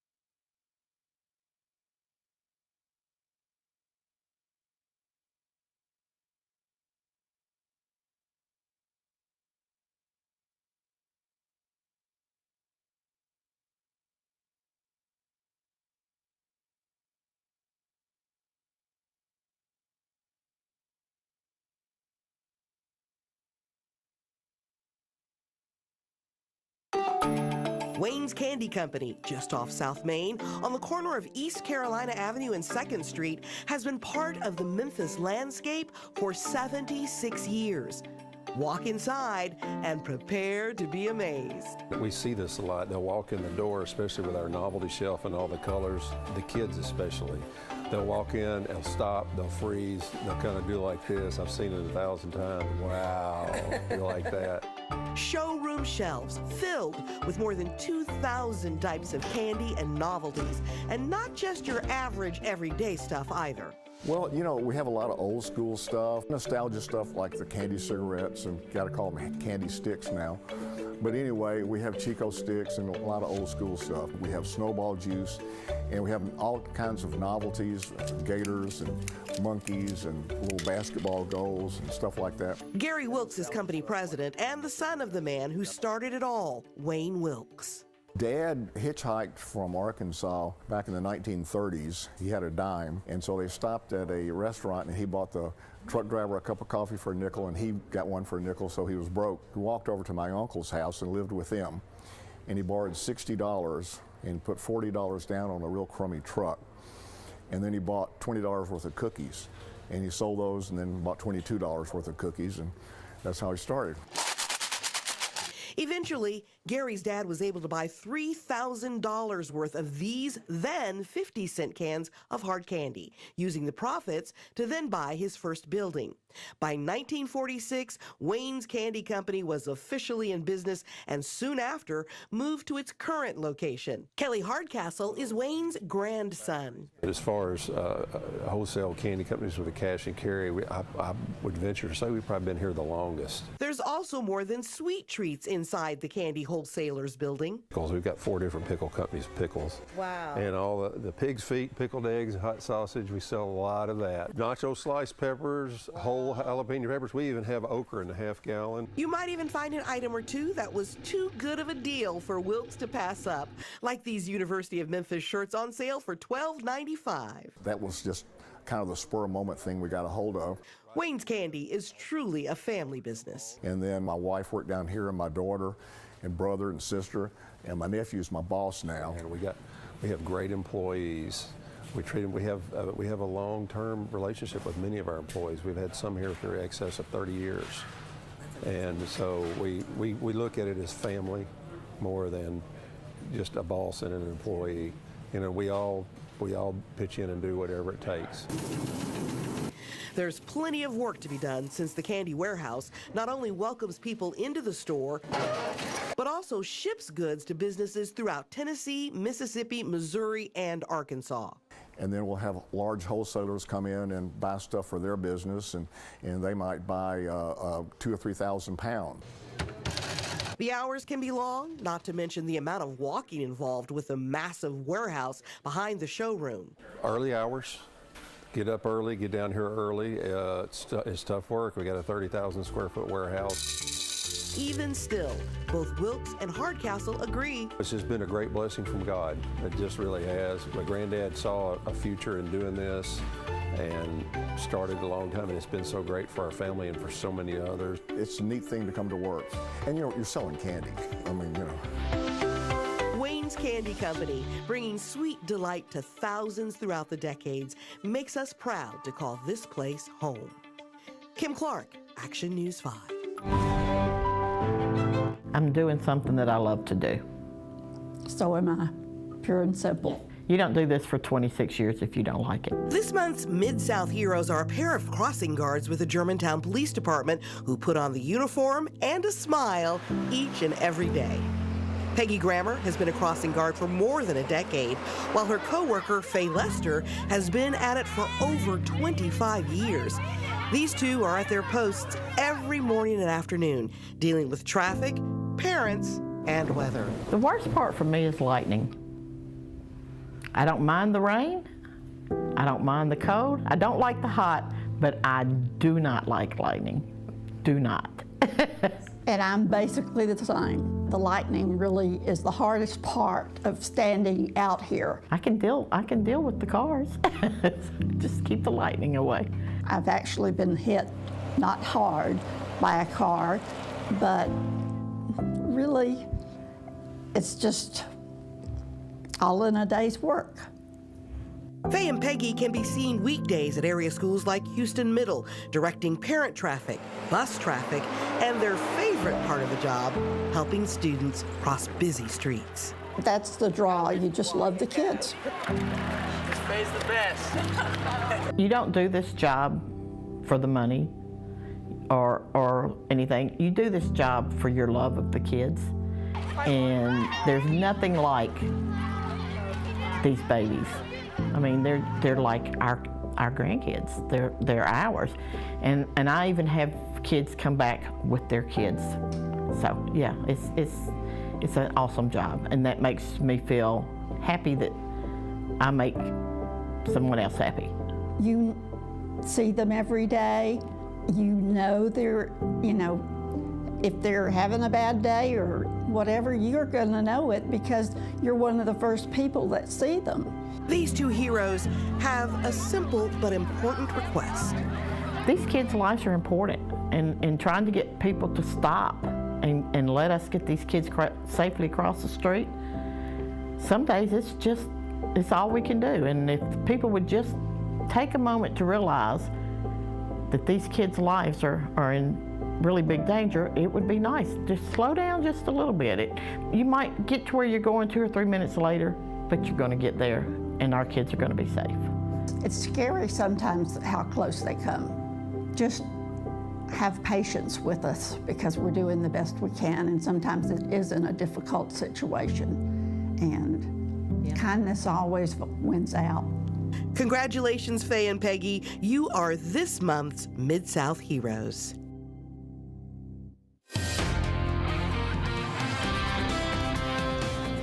Good morning. A line of rain is situated along a stalled front that's sitting in North Mississippi. That's what's bringing in the rain this morning and what brought in the rain yesterday. Unfortunately, there's nothing to push this front out of the way, so it's just going to be sitting over the Mid-South all day today. If you're north of I-40, farther away from where that front's parked, it will likely remain mostly dry.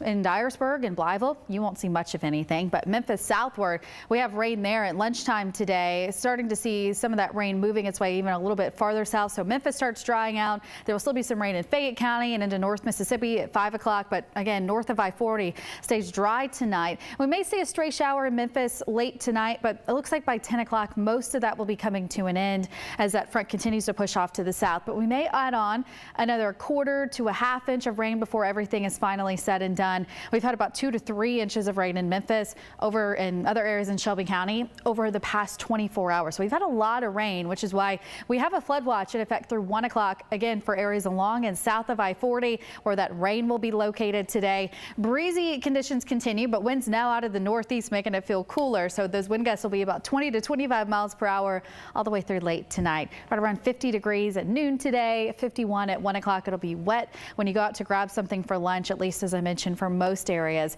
High today, this is me being a little generous, around 54. I'd say some spots won't even make it that high today, though. Some areas may stay in the 40s all day. And then a low tonight in Memphis around 49. There could be some spots that are a little cooler than that even. Tomorrow you'll see temperatures up to around 57, so just a hair warmer. Upper 60s on Saturday, though, and then back up to the lower 70s on Sunday, and then 70s through next week. So let's actually check out that first alert weekend forecast. Easter weekend, Saturday, a high of 68. You may see a stray shower in the morning, but it does look like most of us will remain dry. And if you did get any rain, it would be before 1 o'clock. So later in the afternoon, evening will be dry. More sunshine finally on Sunday with a high around 72 degrees. So if you are doing anything for Easter, 9 a.m. on Sunday, 57 degrees. Great for everyone going out to do those Easter egg hunts, or if you're going to church services, noon 66, and then at 3 o'clock we're at 72 degrees on Easter Sunday. Check out next week's forecast too. We get a nice warm up next week and we have sunny and dry conditions Monday. Good morning, everyone. The next time you get a checkup or a physical, don't be surprised if your doctor prescribes a walk. Yes, a walk, because studies have shown recently that walking just 30 to 60 minutes a day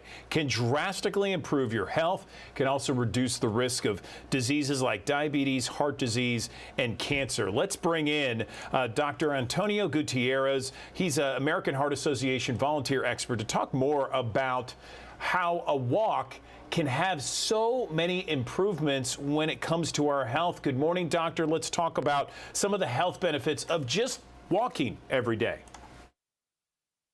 Thank you so much for having me. This will be a good time to mention that National Walking Day is on April 5th, but you're absolutely right. There are a lot of great benefits for your health when it comes to walking. There have been several studies that show that it can decrease your blood pressure and cholesterol. And if you exercise regularly, you will see an increase in your mood, energy, improvement in your quality of sleep, and a decrease overall in your levels of stress.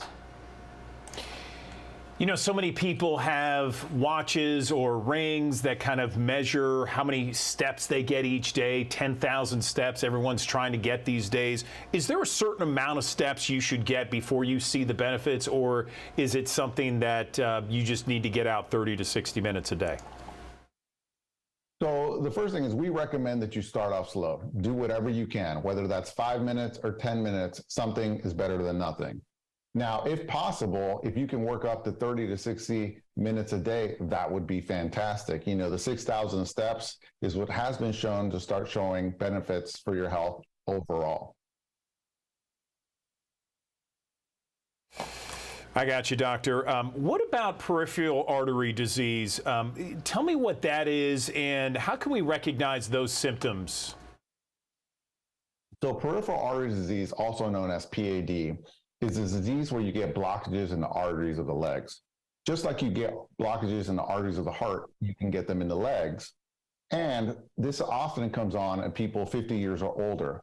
Some of the first signs of you having PAD is you'll start to experiencing cramping and pain in your calves and thighs when you walk, especially if you go up on an incline. You know, that's interesting. I never really heard about that. I'm also interested in the study that said that just 15 minutes of walking a day can crave some sugar cravings out there. Tell me more about that. That's what the benefits of walking. There's a lot of them. You're absolutely right. If you walk at least 15 minutes a day, that's been shown to decrease your overall sugar cravings. Can also increase your creativity by 60%. So if you're in a little rut, you know, at work or need a little bit more energy, go outside and take a short walk. You know, going back to peripheral artery disease, I guess the suggestion is even if it hurts you and even if there's some discomfort, you should still continue walking. Is that right? Tell me why. You're absolutely correct. When it comes to PAD and walking, if you don't use it, you will lose it. So the less you walk, the less you'll be able to walk in the future. However, if you have PAD, what we will recommend is that you walk until you start feeling the symptoms of discomfort. Go ahead and take a few seconds, 20 to 30 seconds of rest, and then get right back at it and walk until you feel these symptoms. Now, at first, you're going to be a little tired, but what you'll find is over time, over weeks, that you will be able to walk without experiencing these symptoms, and you'll also be able to walk further. I know that I've seen some studies where blood sugar levels are drastically reduced after dinner if you walk, you know, after dinner for 30 minutes or, you know, just around the neighborhood, that sort of thing. April 5th is National Walking Day. You mentioned that earlier. Is that the day that there's going to be more awareness to just kind of bringing the need that everyone just needs to walk every day? You know, we just use it as a good day, a good time to get everybody aware of, to get out and just move around, especially if you have, you know, diseases like PAD or any risk factors for PAD, such as diabetes or heart disease. It's a good time to get out. Anything else we can mention with regards to National Walk Day, taking steps in the right direction to improve your health, peripheral artery disease, anything else you want to mention, and where can we go to get some more information? So the American Heart Association really is the premier source for all questions with cardiovascular disease. If you guys have any questions, I recommend you go to heart.org/PAD. The other thing you can do is ask your physician next time you're in for a routine checkup. All right, Dr. Antonio Gutierrez, we really appreciate your time explaining exactly what people need to do. Very easy, simple ways that people can improve their health. Thanks very much. Thank you so much for having me. Well, Amanda Hansen back here at the Action News 5 digital desk. Did you know that Chicago is at the Orpheum Theater this week? It's a great show. They're celebrating 25 years, and we actually were able to catch up with a cast member that has Memphis ties here on the digital desk last week ahead of the show. Take a listen. It looks like it's going to be a great one. After 25 years, Chicago is still the one musical with everything that makes Broadway shimmy shake, a universal tale of fame, fortune, and all that jazz, with one show-stopping song after another and the most astonishing dancing you've ever seen. And guess what? It is coming back to the Orpheum next week, and we are so excited to welcome James Vessel. He is part of the ensemble, and he was also a Memphian for a short period of time, worked at Ballet Memphis for a while when he was here in Memphis. He joins us now at the digital desk. James, it's so great to talk to you. How are you? Tell me how you've been. How's Chicago? And tell us when you were in Memphis. Good morning. Good morning. I just want to say thank you so much for having me on this morning. It is such a pleasure to be a part of this iconic show. I joined the show about a month ago, and I have been just like in awe of the cast and the talent, the crew. Everyone is just like so gracious about welcoming me into the cast. I just am enjoying my time here, going to different cities that I've been to before, haven't been to before. Getting to share the art of this show is just such a pleasure. I'm so excited to come back to Memphis. I enjoy my time in Memphis so much, especially working with Ballet Memphis as well. So I'm really, really excited that we get to stay in Memphis for a full week and do a show at the Orpheum Theater, which is an iconic theater. And I always enjoyed performing at the Orpheum, and I worked at the Orpheum for a little bit as well while I was in Memphis. That is awesome. It's a full circle moment, I guess you could say. So tell me about this professional opportunity for you. When you tried out for the part, you got it. What was that moment like when you found out that you're joining it? Because as you say, this is an iconic presentation that so many people know about for the last 25 years, scores of awards and honors and distinctions, and now here you are, you're part of the cast. Exactly.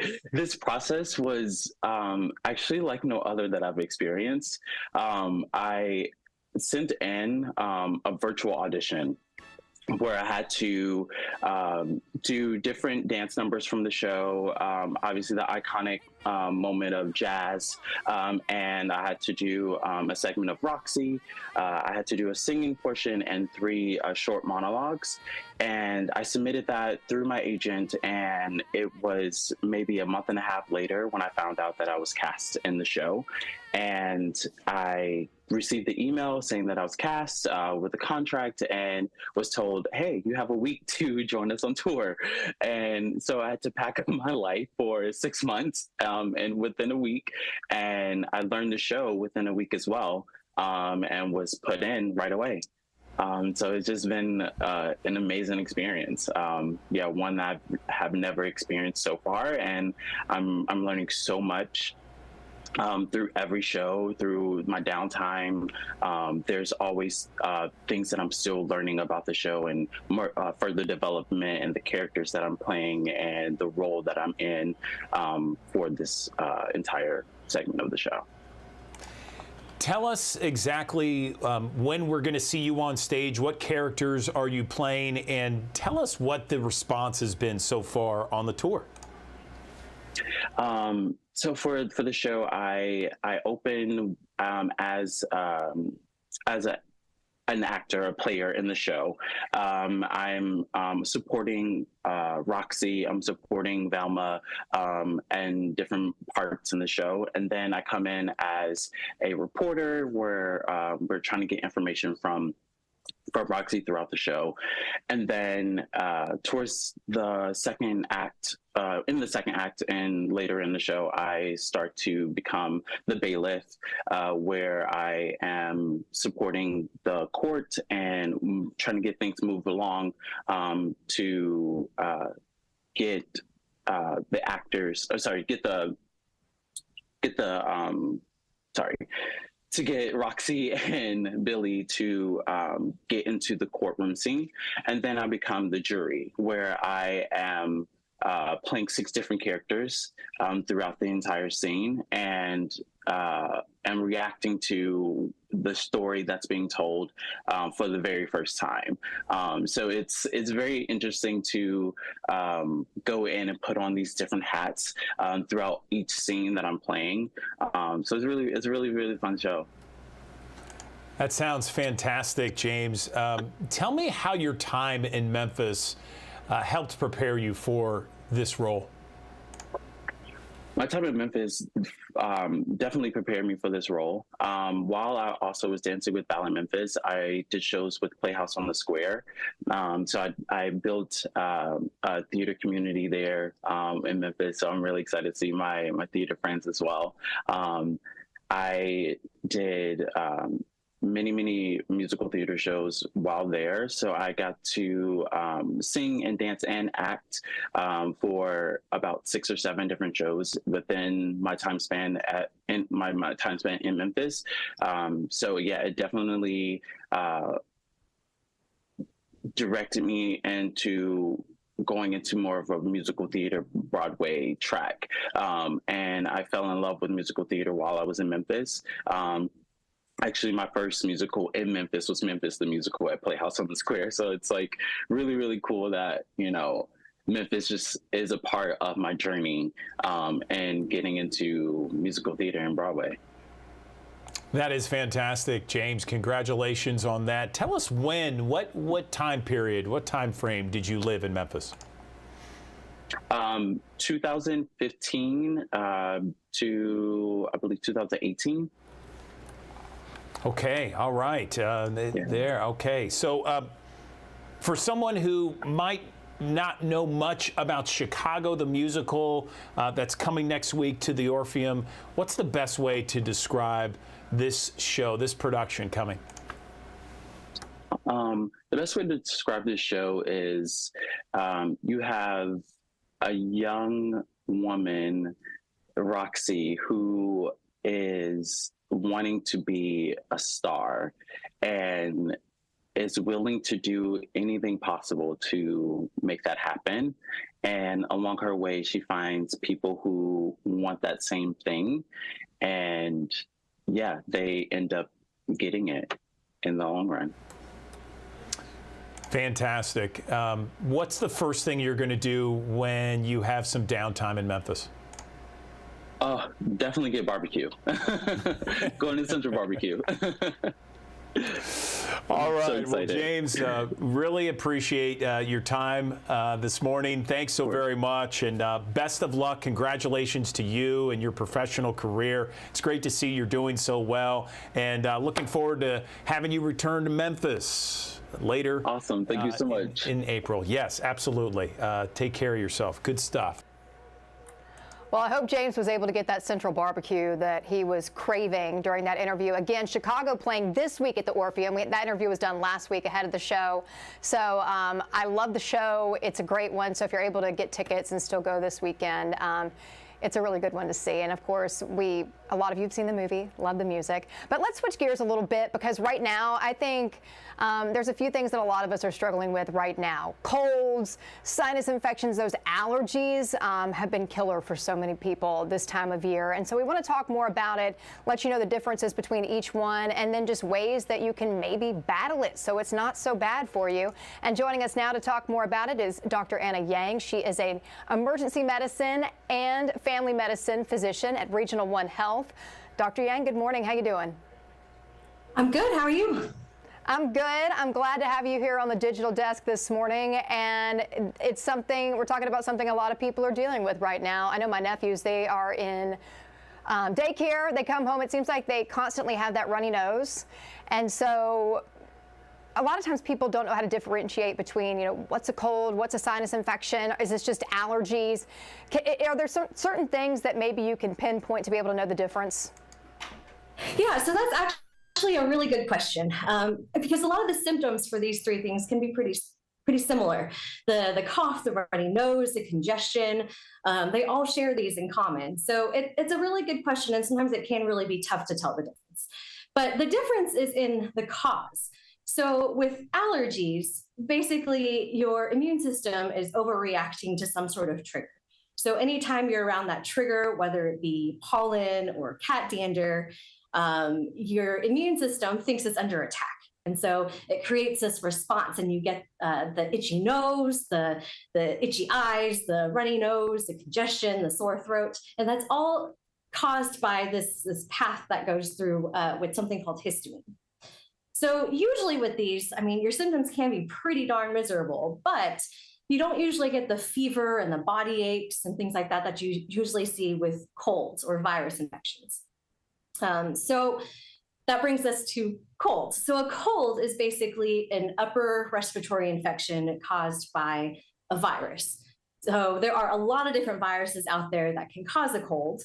But when you get the virus in your system, you probably got it from a droplet that was spread to you by somebody who already was infected with the virus. But when you get the virus inside your system, then your immune system is actually under attack. The virus is now replicating in you, and your immune system then puts off this response, and that again also causes the runny nose, congestion, sore throats, and sometimes you can get a fever with it. And so sinus infections, though, are a little bit different. So sinuses are these spaces in your face. So they're up here in the front of your face and also up here in your forehead. So these spaces normally are the air passages from where you breathe in air through your nose, and the air runs through these spaces. So in a sinus infection, these spaces become filled with fluid, which can happen with allergies or with a cold.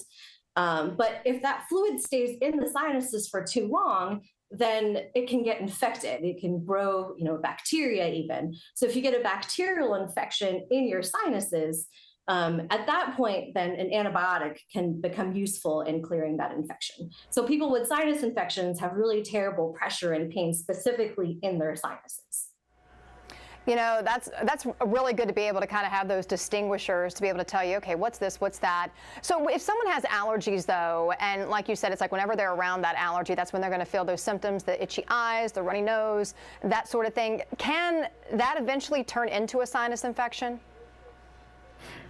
Yeah, so if the allergy causes a lot of nasal congestion, and again, you get that fluid buildup in your sinuses, over time, that fluid buildup, if it's not cleared or drained appropriately, that fluid can become infected, and then you can get a sinus infection.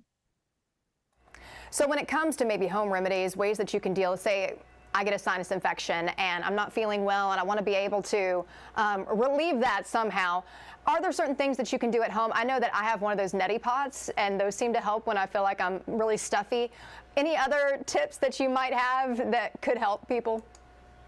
Yeah, so a lot of the time the sinus pressure is caused by allergies. So if it's allergies, then you want to treat the allergies themselves. You really want to treat whatever caused it to begin with. So if it's allergies, allergies are mediated by something called histamine. So that's why we have antihistamines out there. And so these are your, Benadryl, Claritin, Zyrtec, Allegra. These are your antihistamines that kind of try to block that allergic response to whatever it is. So for the sinuses themselves, like you mentioned, the neti pot, those rinses for your sinuses can help a lot of people. Steam, like from a hot shower or just even hot water or hot tea, can help open up those sinuses a little bit. Some people really, really love, like Vicks Vapor Rub, that can help open things up. There are a lot of decongestants out there over the counter that can be tried as well. And Flonase is a good one too. So Flonase is a nasal spray, but it's a steroid. And so it's a steroid that just kind of goes up into your nasal passages to try to open up that congestion. So this used to be prescription only, but now you can get it off the shelves over the counter as well. That's good to know. So with allergies, people that are, I know so many people that are dealing with problems with allergies right now. It seems like it's pretty rough. Are there certain things that maybe they can do even outside of like medications to really help? I know I've heard people talking about, well, if you have to go out and do yard work, maybe wear a mask. Any other tips that you might have as far as that goes? Yeah, unfortunately, with allergies, we don't really have anything that exists right now that just makes your immune system stop responding to these triggers. I mean, you've got a little innocent piece of pollen floating through the air, and your immune system thinks it's under attack. So the best you can do right now is avoid those triggers. And if you think you're going to come into contact with those triggers, then potentially before you go out there or get exposed, take an antihistamine so that hopefully the allergic reaction is not as bad. Now, there are some therapies out there if you do have really terrible allergies. I mean, there are allergy shots and things like that that can potentially kind of over time kind of teach your immune system to respond less to some of these triggers. But the key to allergies really is just avoidance. And then, once you get the symptoms, try to treat them and then get away from the source as best you can. For sure. At what point does someone need to go see a doctor? A lot of times I think a lot of people are just like, oh, it's a cold, I'll get over it. But then if it's a sinus infection, you might need some medication. At what point do you need to go to the doctor? That's a good question.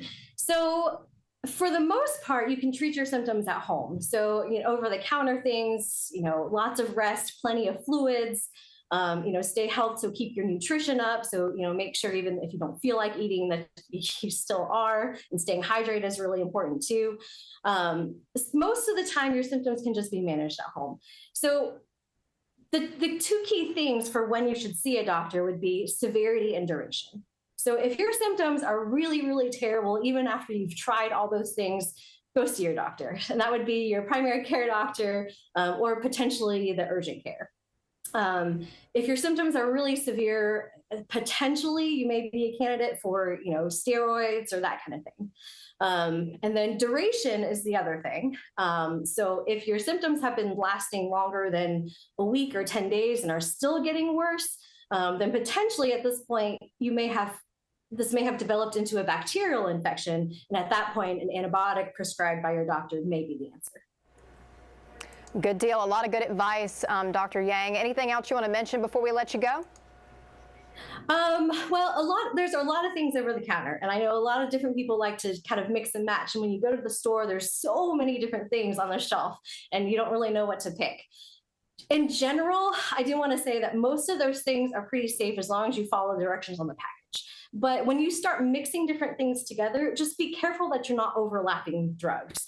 For example, Tylenol. A lot of these different, cold and sinus or cold and allergies or cold and flu or, these medicines that have a combination of different things in them, a lot of them all contain Tylenol. And so when you start mixing these together, just be careful not to overdose on different medications that normally are safe, but if you take too much of it, are not.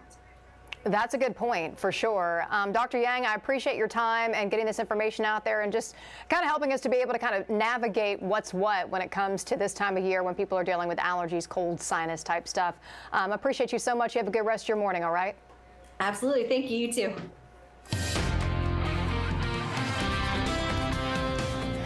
Good morning. A line of rain is situated along a stalled front that's sitting in North Mississippi. That's what's bringing in the rain this morning and what brought in the rain yesterday. Unfortunately, there's nothing to push this front out of the way, so it's just going to be sitting over the Mid-South all day today. If you're north of I-40, farther away from where that front's parked, it will likely remain mostly dry. In Dyersburg and Blytheville, you won't see much of anything, but Memphis southward, we have rain there at lunchtime today. Starting to see some of that rain moving its way even a little bit farther south, so Memphis starts drying out. There will still be some rain in Fayette County and into North Mississippi at 5 o'clock, but again, north of I-40 stays dry tonight. We may see a stray shower in Memphis late tonight, but it looks like by 10 o'clock, most of that will be coming to an end as that front continues to push off to the south. But we may add on another quarter to a half inch of rain before everything is finally said and done. We've had about 2 to 3 inches of rain in Memphis, over in other areas in Shelby County over the past 24 hours. So we've had a lot of rain, which is why we have a flood watch in effect through 1 o'clock. Again, for areas along and south of I-40 where that rain will be located today. Breezy conditions continue, but winds now out of the northeast making it feel cooler. So those wind gusts will be about 20 to 25 miles per hour all the way through late tonight. Right around 50 degrees at noon today, 51 at 1 o'clock. It'll be wet when you go out to grab something for lunch, at least as I mentioned for most areas. High today, this is me being a little generous, around 54. I'd say some spots won't even make it that high today, though. Some areas may stay in the 40s all day. And then a low tonight in Memphis around 49. There could be some spots that are a little cooler than that even. Tomorrow you'll see temperatures up to around 57, so just a hair warmer. Upper 60s on Saturday, though, and then back up to the lower 70s on Sunday, and then 70s through next week. So let's actually check out that First Alert weekend forecast. Easter weekend, Saturday a high of 68. You may see a stray shower in the morning, but it does look like most of us will remain dry. And if you did get any rain, it would be before 1 o'clock. So later in the afternoon, evening will be dry. More sunshine finally on Sunday with a high around 72 degrees. So if you are doing anything for Easter, 9 a.m. on Sunday, 57 degrees. Great for everyone going out to do those Easter egg hunts, or if you're going to church services, noon 66, and then at 3 o'clock we're at 72 degrees on Easter Sunday. Check out next week's forecast too. We get a nice warm up next week, and we have sunny and dry conditions Monday through Wednesday. All right, so I want to let you know that the IRS extended the tax filing deadlines for those affected by the storms and tornadoes. The regular tax filing deadline for most Americans this year is April 18th, but storm victims in parts of Mississippi and Arkansas will now have until July 31st to file individual and business tax returns. Well, I think you're going to like this story because one of the most famous stages in Memphis music now has a mini-me, and it is almost ready to make its debut. It's called the Overton Shell on Wheels. As Action News 5's Joe Birch reports, it's a true made-in-Memphis original and promises to be the next launching pad for local talent and a musical magnet to bring and build creativity. Check it out. How do you take a Memphis crown jewel like the Overton Park Shell and enable it to go anywhere? The vision has been almost 4 years for Shell on Wheels, a mobile access and outreach program of the Overton Park Shell. Memphis designer Tom Edwards caught the dream and went to his drawing board. Early versions featured a shell on wheels that could fold up on a tractor trailer and rock and roll anywhere. With design and fabrication now complete, pieces of the mobile shell puzzle have come together. We've got the bones, and these are still the bones behind me. When the shell's finished, you will not see anything here. This is all skeleton, like a car chassis that doesn't have the body on it yet. So the only thing that you'll see is the wood stage. It's all coming together in an old Coca-Cola warehouse on Hollywood, where the Mobile Shell's outreach director shares big dreams. My dream for this is when people think about Memphis, I want people to think about the music here. I want people to think about how much talent is in the city. I want people to know that there are actually people here working to make the city better. Elvis began making his legacy at the original Shell in 1954, a factoid that hooked the Mobile Shell's lead fabricator. When I found out it was, tied into Elvis Presley, I'm a big fan, so I saw it and I said, man, I would love to be part of it.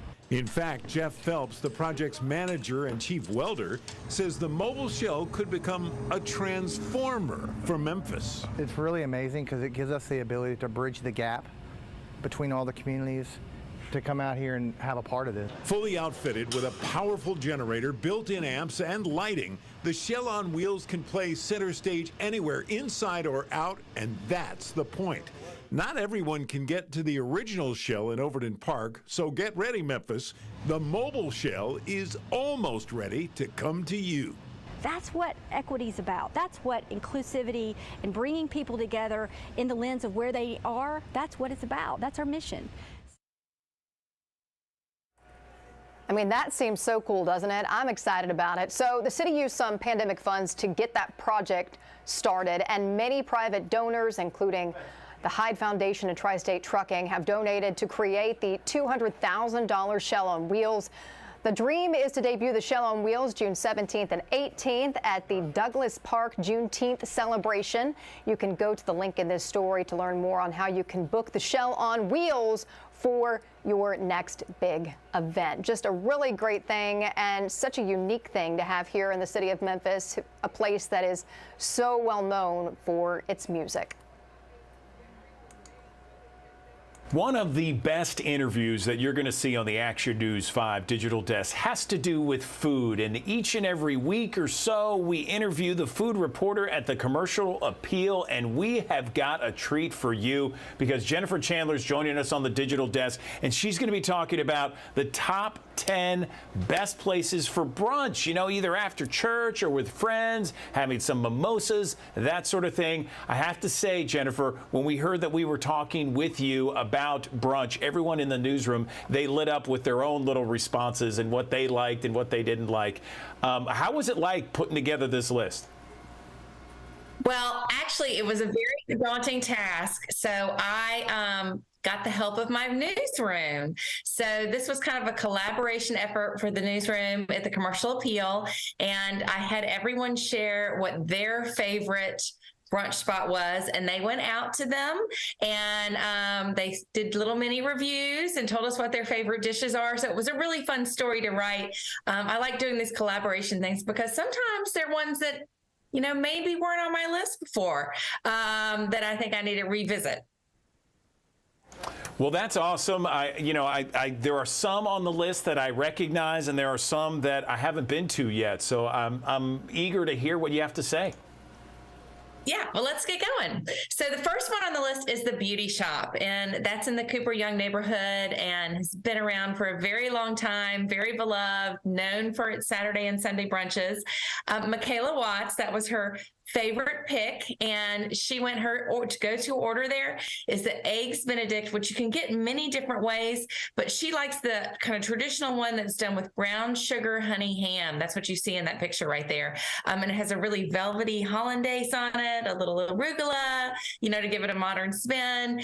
And she often orders it. They have this manchego and arugula and nectarine salad that she sometimes gets on the side with it. But it's a really good brunch spot. They've got great brunch cocktails as well. So Beauty Shop, classic, fun place to go for a Saturday or Sunday brunch. For sure. Next on the list is Magnolia and May. And Ray Padilla, who's our digital editor, likes to go there. And this is a tiny little restaurant by Chip and Amanda Dunham that is located off of Mendenhall. If you know where Gibson's and Gus's Fried Chicken is right there, kind of at Mendenhall, it's kind of tucked away on that side street behind Gus's. And it is a true neighborhood brasserie little restaurant, and it's always fun to go there. And they do serve brunch. And Ray's favorite dish there is the tacos con Memphis, which has a fun name. But those are just a really good loaded breakfast egg taco. So Magnolia, May, and East Memphis. Have you been there before?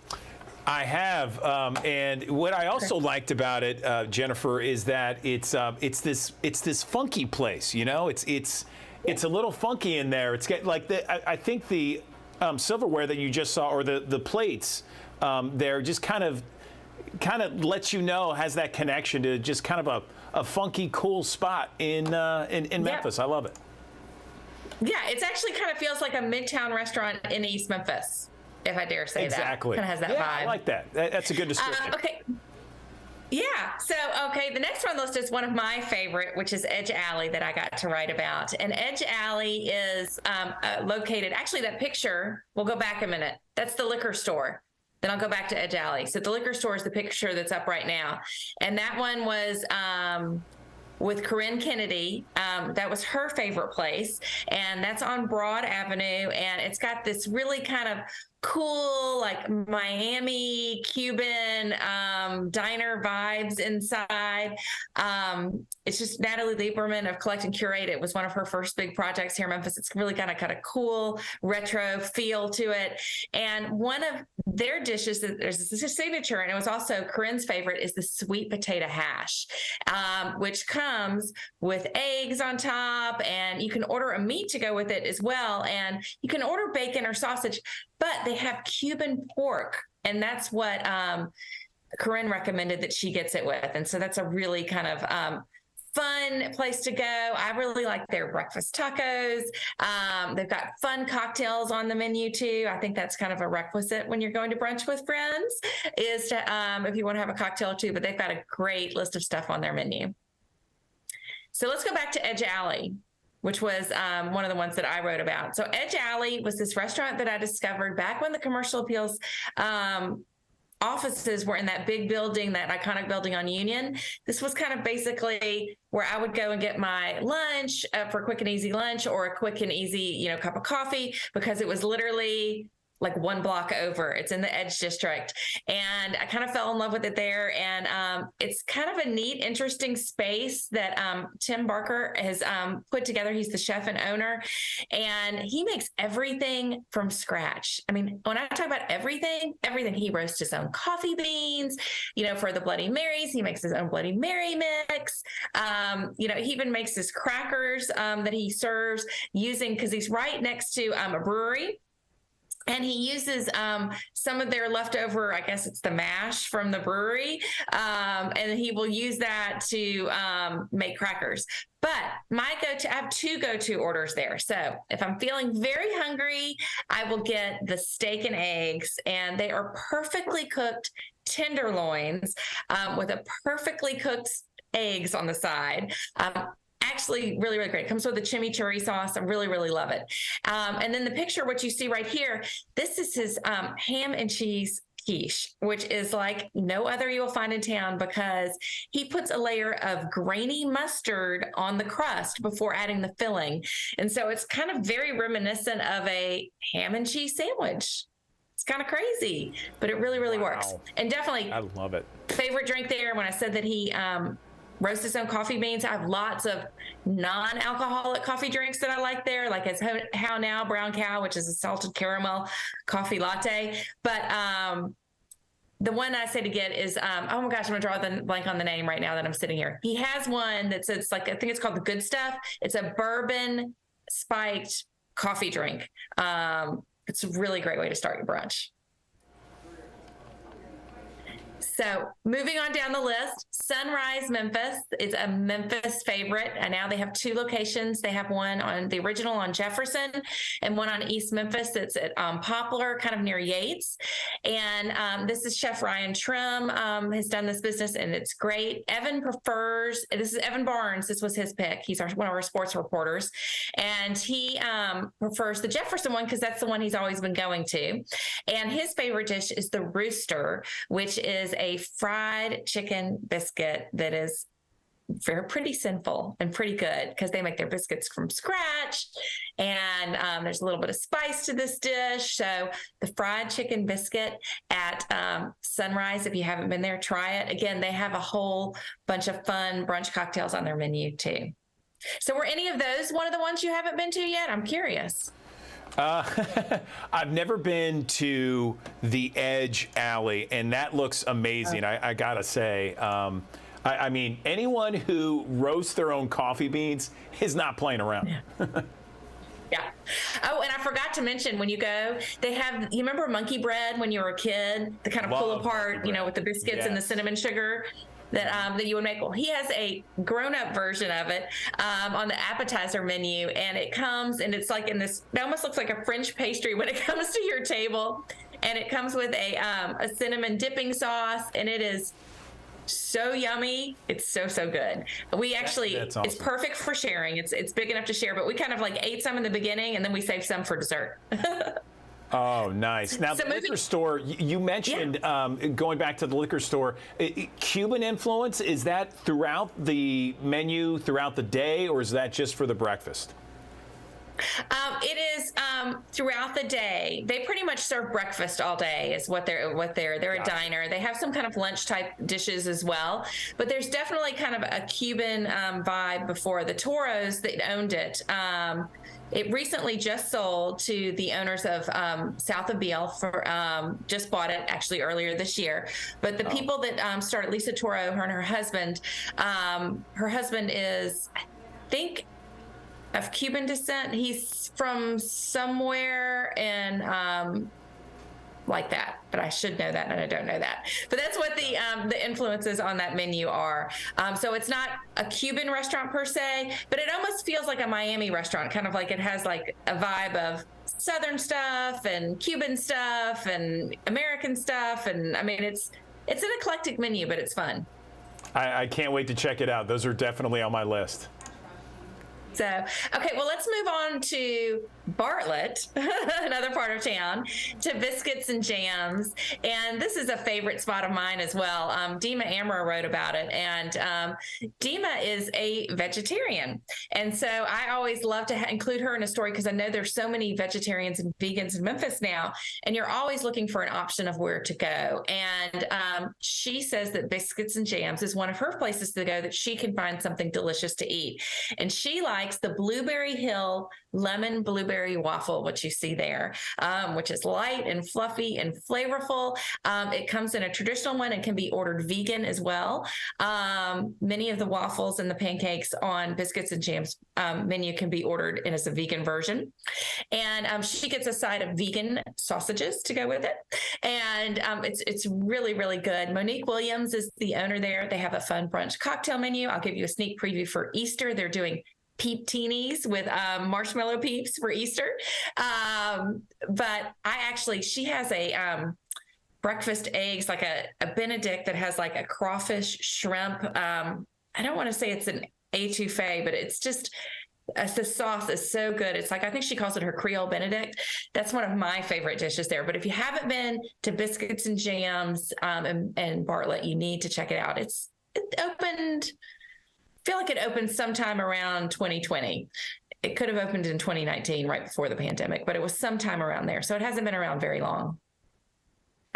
Next on the list is a Memphis classic, Owen Brennan's. I mean, you can't really talk about brunch in Memphis without Owen Brennan's because they have that huge brunch buffet spread that is over the top, that has, omelets made to order, which you have to give a shout out to Shorty, the omelet maker. His real name is Robert Fisher. So maybe go up to him one day and say, "Hi, Robert," and you'll surprise him because everyone calls him Shorty. But he is just always puts on such a great show when making omelets there, and they're delicious. But they'll have, you can get it with crawfish étouffée on top. There's boiled shrimp. There's sometimes raw oysters. There's, you name it, it's on this brunch buffet, and it's only on Sundays. And that's something to remember. And they no longer take reservations. So it is first come, first serve. So if you're going right after the church rush gets there, you may have to wait a minute. It's totally worth it. Order a cocktail and enjoy yourself outside on the patio while you wait for your table. But I always tell people to either pretty much go early as your best bet, or you can go later. But if you're hitting there around 12:15, just know that you might have a little bit of a wait. Next on the list is something a little different than when people don't necessarily think of pizza for brunch, but Hog and Hominy is one of my favorite places to go. They do have a bunch of brunch items on their menu, but when I go there, I always go for the pizza. And they have two pizzas that are very kind of brunchy. The one you see here is the red eye that has that perfectly poached runny egg that when you cut into it on top. They also have a pizza called the Pruitt that has scrambled eggs on top. I mean, who would have thought? It is actually really, really good. You can start with things like they have sausage balls with Tiny Bomb mustard dipping sauce. And, I always get the crab claws, which come in this like buttery garlic sauce. And here is the insider trick. When you finish the crab claws and they come to clear that plate, you say, "No way, Jose, keep that plate here." And what you do is you save that garlic butter and you dip the crust from their pizzas into the garlic butter. And it is so good. Just trust me. Wow. That sounds amazing. Yeah. And fans of Grey Canary will be glad to know that they used to be known at their brunch. This is all owned by the Andrew Michael restaurant group. Grey Canary was known for these kind of like, they had these big punch bowls that they serve for brunch. They have moved that over to Hog and Hominy now. So the punch bowls are still in Memphis. They've just moved from downtown to East Memphis. So if you're going with a group, consider ordering one of their punch bowls. It's kind of a fun thing to do. Now, moving down our list is another Memphis staple, Brother Juniper's over by the University of Memphis. I mean, I don't even know how long, I should have looked up how long that restaurant has been around, but it is a tried and true classic. Always fun.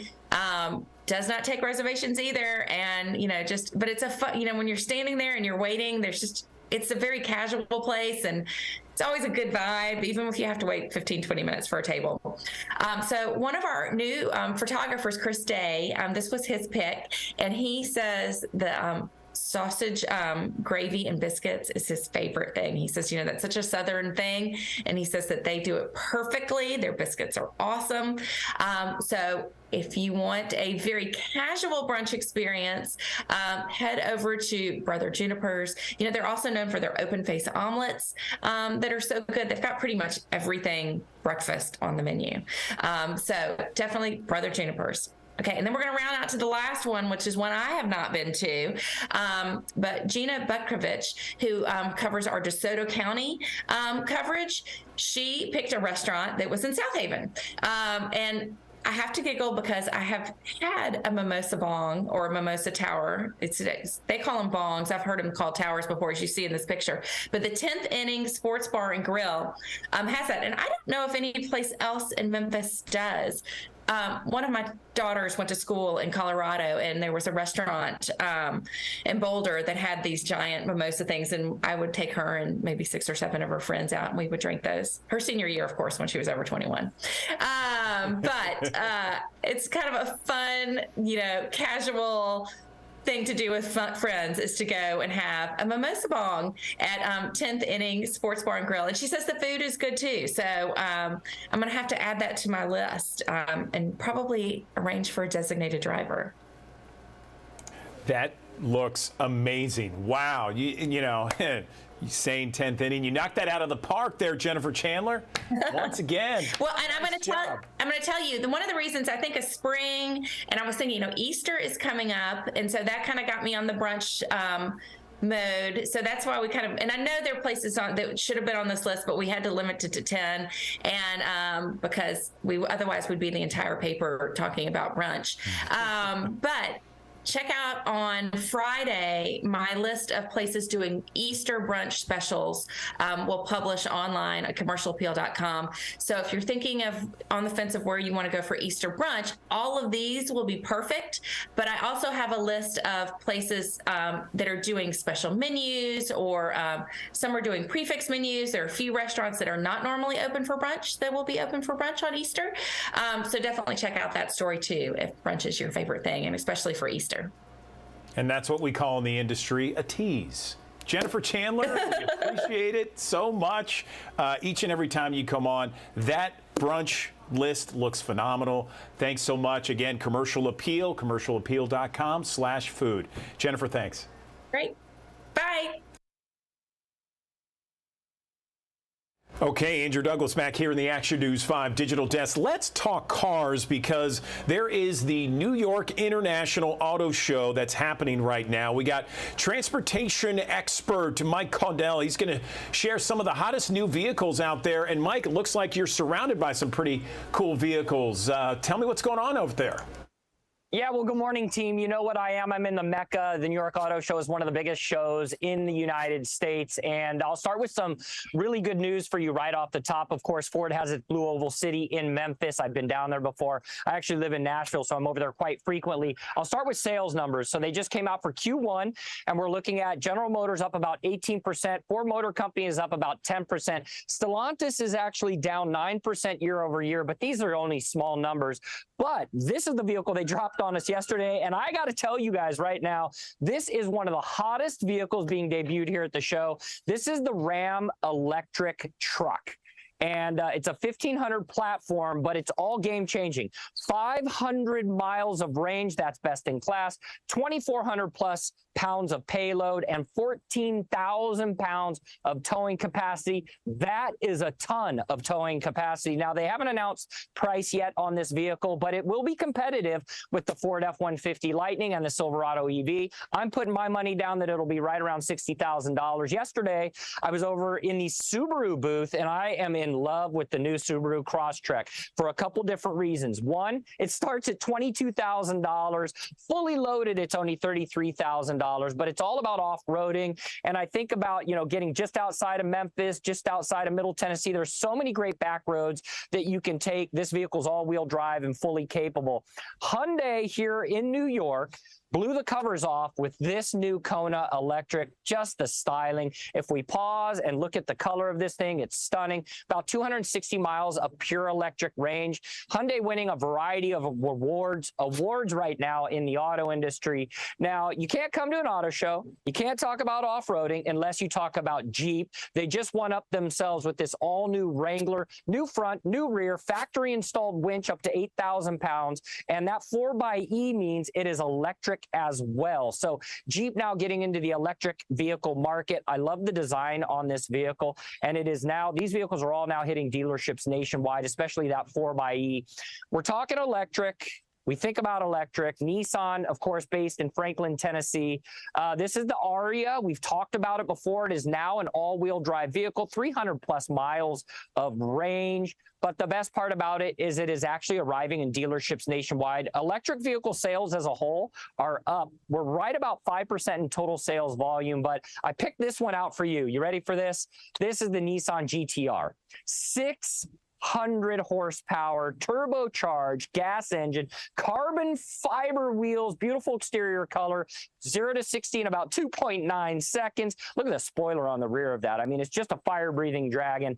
For me, I'm a truck guy. This is the all-new Ford F-150 Raptor. This is the R edition. So you're talking 700 horsepower, 5.2-liter V8, 37-inch factory tires. This thing is all about off-road. But if you're a street person, I will close it out with this final vehicle right here. Since we're talking about Memphis, we're talking about Ford Blue Oval City. This is the Ford Mustang Dark Horse. It's obviously made up in Michigan because it's on the gas side of the business. You're going to be looking at 500 horsepower. This thing is just beautiful. Mustang really stepping it up with a whole bunch of aftermarket parts and accessories. So, of course, you're right.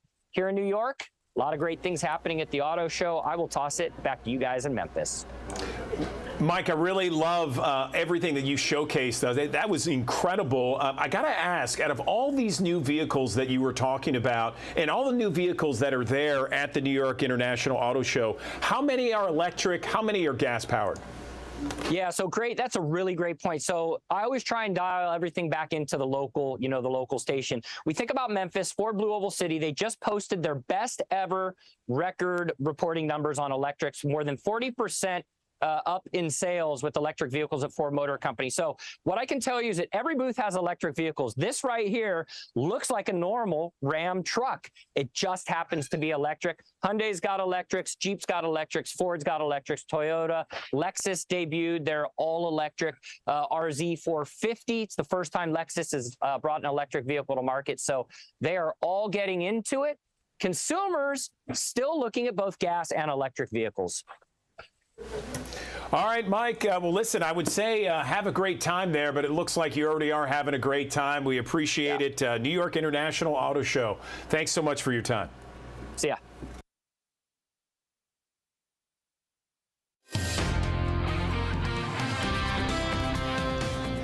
Good morning. A line of rain is situated along a stalled front that's sitting in North Mississippi. That's what's bringing in the rain this morning and what brought in the rain yesterday. Unfortunately, there's nothing to push this front out of the way, so it's just going to be sitting over the Mid-South all day today. If you're north of I-40, farther away from where that front's parked, it will likely remain mostly dry.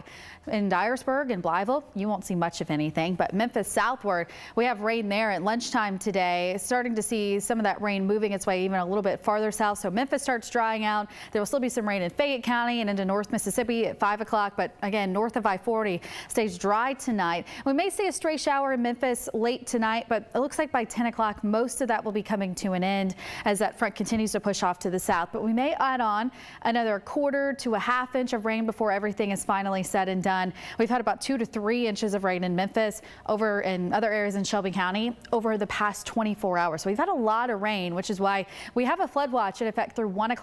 Again, for areas along and south of I-40 where that rain will be located today. Breezy conditions continue, but winds now out of the northeast making it feel cooler. So those wind gusts will be about 20 to 25 miles per hour all the way through late tonight. Right around 50 degrees at noon today, 51 at 1 o'clock. It'll be wet when you go out to grab something for lunch, at least as I mentioned, for most areas. High today, this is me being a little generous, around 54. I'd say some spots won't even make it that high today, though. Some areas may stay in the 40s all day. And then a low tonight. tonight in Memphis around 49. There could be some spots that are a little cooler than that even. Tomorrow you'll see temperatures up to around 57, so just a hair warmer.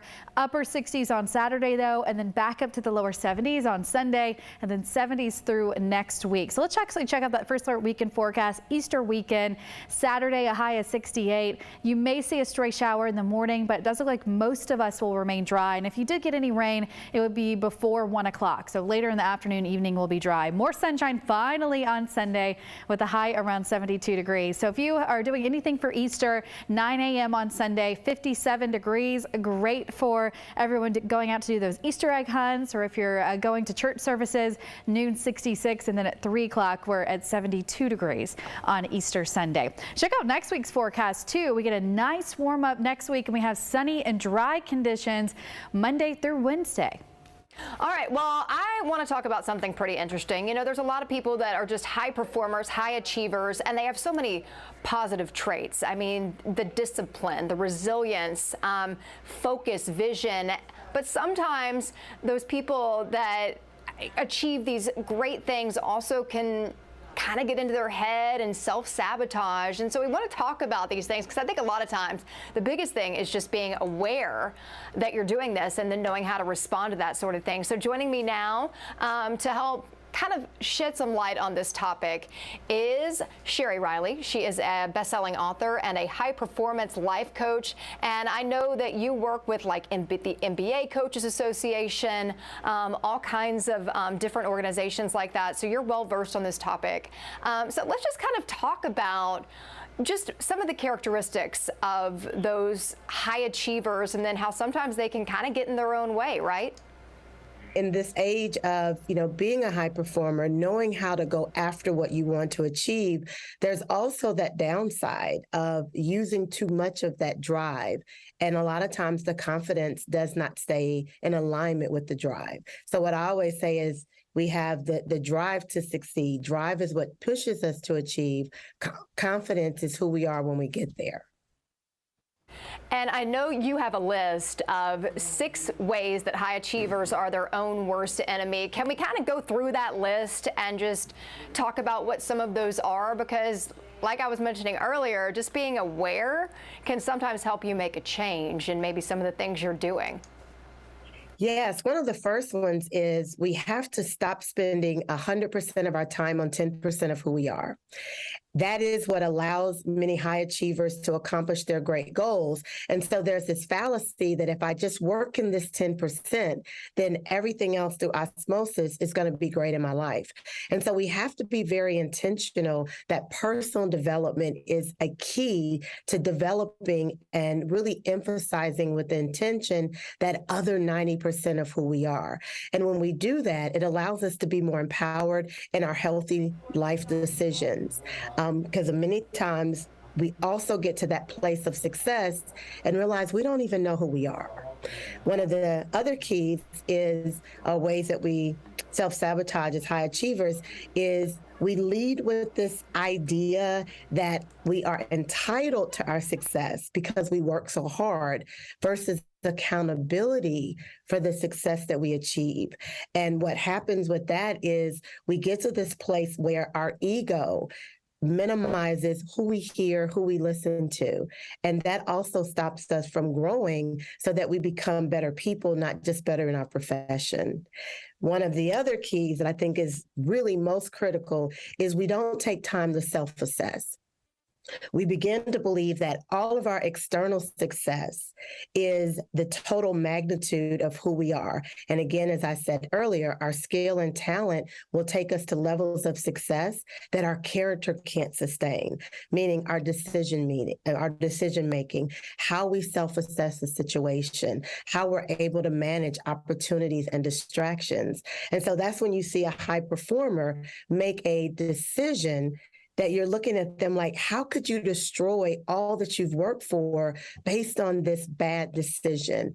And that's because, again, our skill and talent would take us to levels of success that our character can't sustain. This is super interesting to kind of dive into. For one, like you were mentioning, sometimes being kind of in your own lane and not taking advice from other people, because I know in my career field, a lot of the younger generation that's coming in, they have a lot more information about technology and how they're implementing that in the field. And then, everybody has something to bring to the table. And I think you can kind of take a piece of that, like you said, and help you to grow as well. And it's also one of those things, from what I'm hearing from you, it's just balance, because sometimes you get so hyper focused on this one thing that you, like you said, you lose yourself, and it kind of just creates this ripple effect, right? Well, you highlighted two things. Two other ways is social, this age of technology and just communicating through technology. And what I say all the time is we don't know how to be social in the age of social media. And so what happens is we spend so much time with technology, with high performers, that we lose how to communicate. And so there's so many ways our lack of social communication because of social media puts us in positions where we're misinterpreted. So that communicating just through technology, we need to really expand and be more intentional about how we engage socially. And then you also touched on another with work-life balance. And what I say is work-life balance is a myth. In my book, Exponential Living, I literally in the first 68 pages talk about it being a myth. It's really about that work-life integration. And when we really identify what's most important. And it's really hard when you're a high performer because you've spent so much time developing your skill that we lose sight of really what's most important. And when we stop and self-assess, we start to really speak about our values, which is family, right? Many times our faith. But when we look at where we spend our time is not in alignment with what we say we value. And so as a high performer, we have to really reassess, not work-life balance, but more of that full life integration and answer the question, what is most important? And when we get crystal clear on what's most important, then we make our decisions through that lens. If it's family, then we're able to make decisions where our family is first, and then we allow our business and our professional decisions to be amplified through that lens of family first. So where we get out of sync emotionally is we say family is our most important value, but when we look at our time, when we look at our intention, family is usually last on the list. And that's what causes that internal conflict that many high performers are challenged with.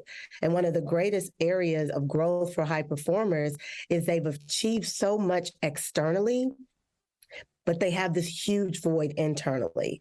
And that's where we began to experience that depression or really feeling out of sync and not performing at our highest level because we have that void and we think that more work will fill it, when the truth of the matter is it really is about making what's most important.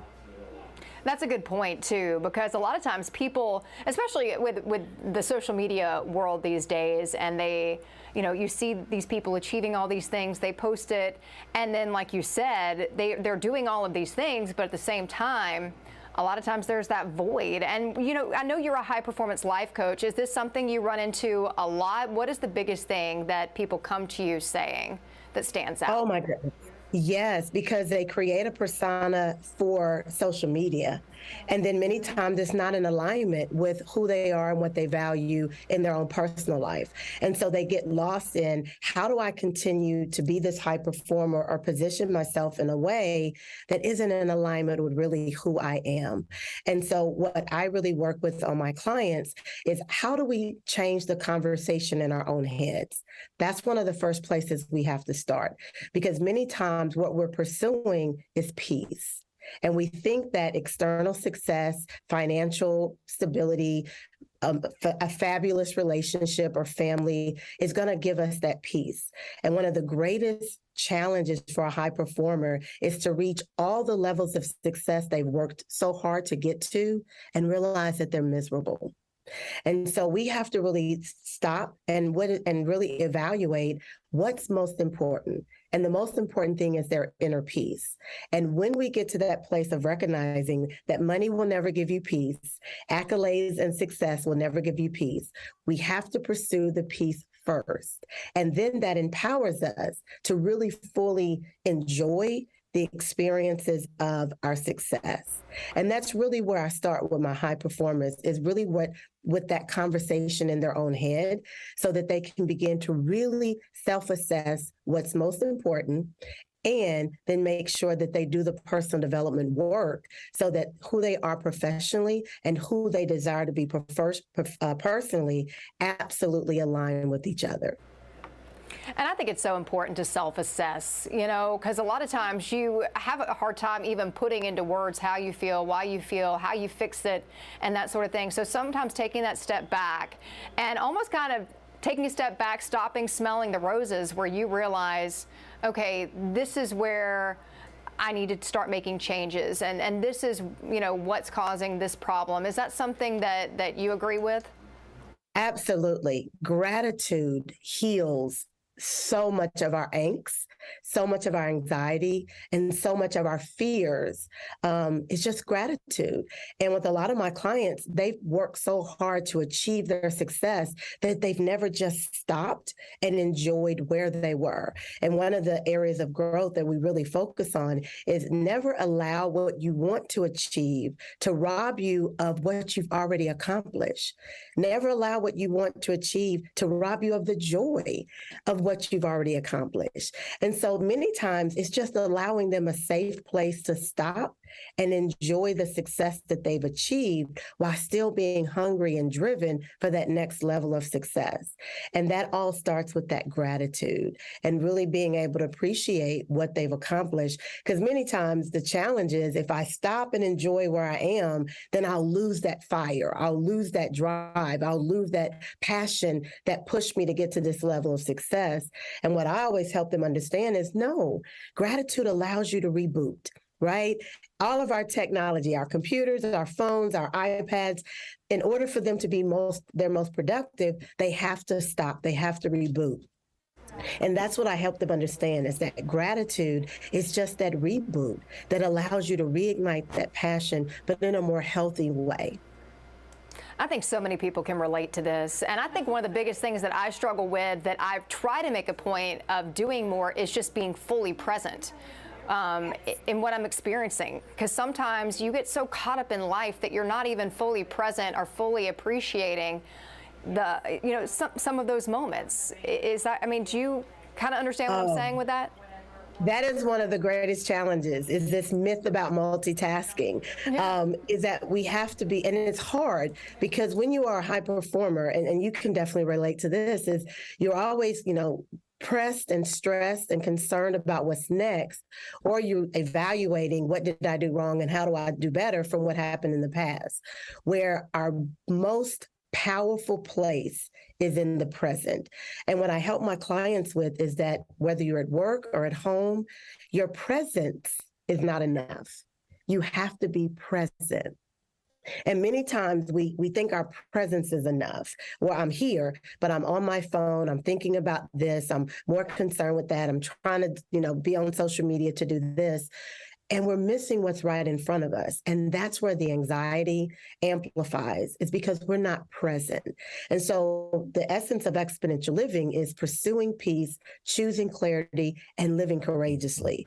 Because when we commit to being present, that's where that inner peace is our power. And when we commit to that peace, that's when we get clarity. A lot of times with high performers, because we have so many responsibilities, we're just not clear. And so we've got to focus on our peace, which gives us clarity. And then when you bring that peace and that clarity together, that's when you have the courage to do that inner work. That's when you have the courage to stop spending 100% of your time on 10% of who you are, the courage to self-assess, the courage to understand communication outside of technology, the courage to understand that you've got to lead through accountability and not entitlement. And so when we get to that place of peace and clarity, that's when we have the courage to make sure that these 6 ways that high performers can self-sabotage, we eliminate those and be more productive in every area of our life. And that's really the goal, is to be the best you, not just the best career you or sports you or athlete you, but to be the best you in every area of your life. Sherry, this has been a great conversation. I think it's helpful to so many people, myself included. Is there anything else you want to make sure to hit home about before we let you go? Well, I would definitely say these 6 ways of self-sabotaging, I really spend more time and give more insight in my book, Exponential Living, Stop Spending 100% of Your Time on 10% of Who You Are, where I share the 9 principles that really service the how. How do we really show up and really be intentional about eliminating all those areas of self-sabotage so that we can really experience exponential living? Sherry Riley, author and high-performance life coach. I've really appreciated having you on here today, and you have a good one, all right? Thank you. You too.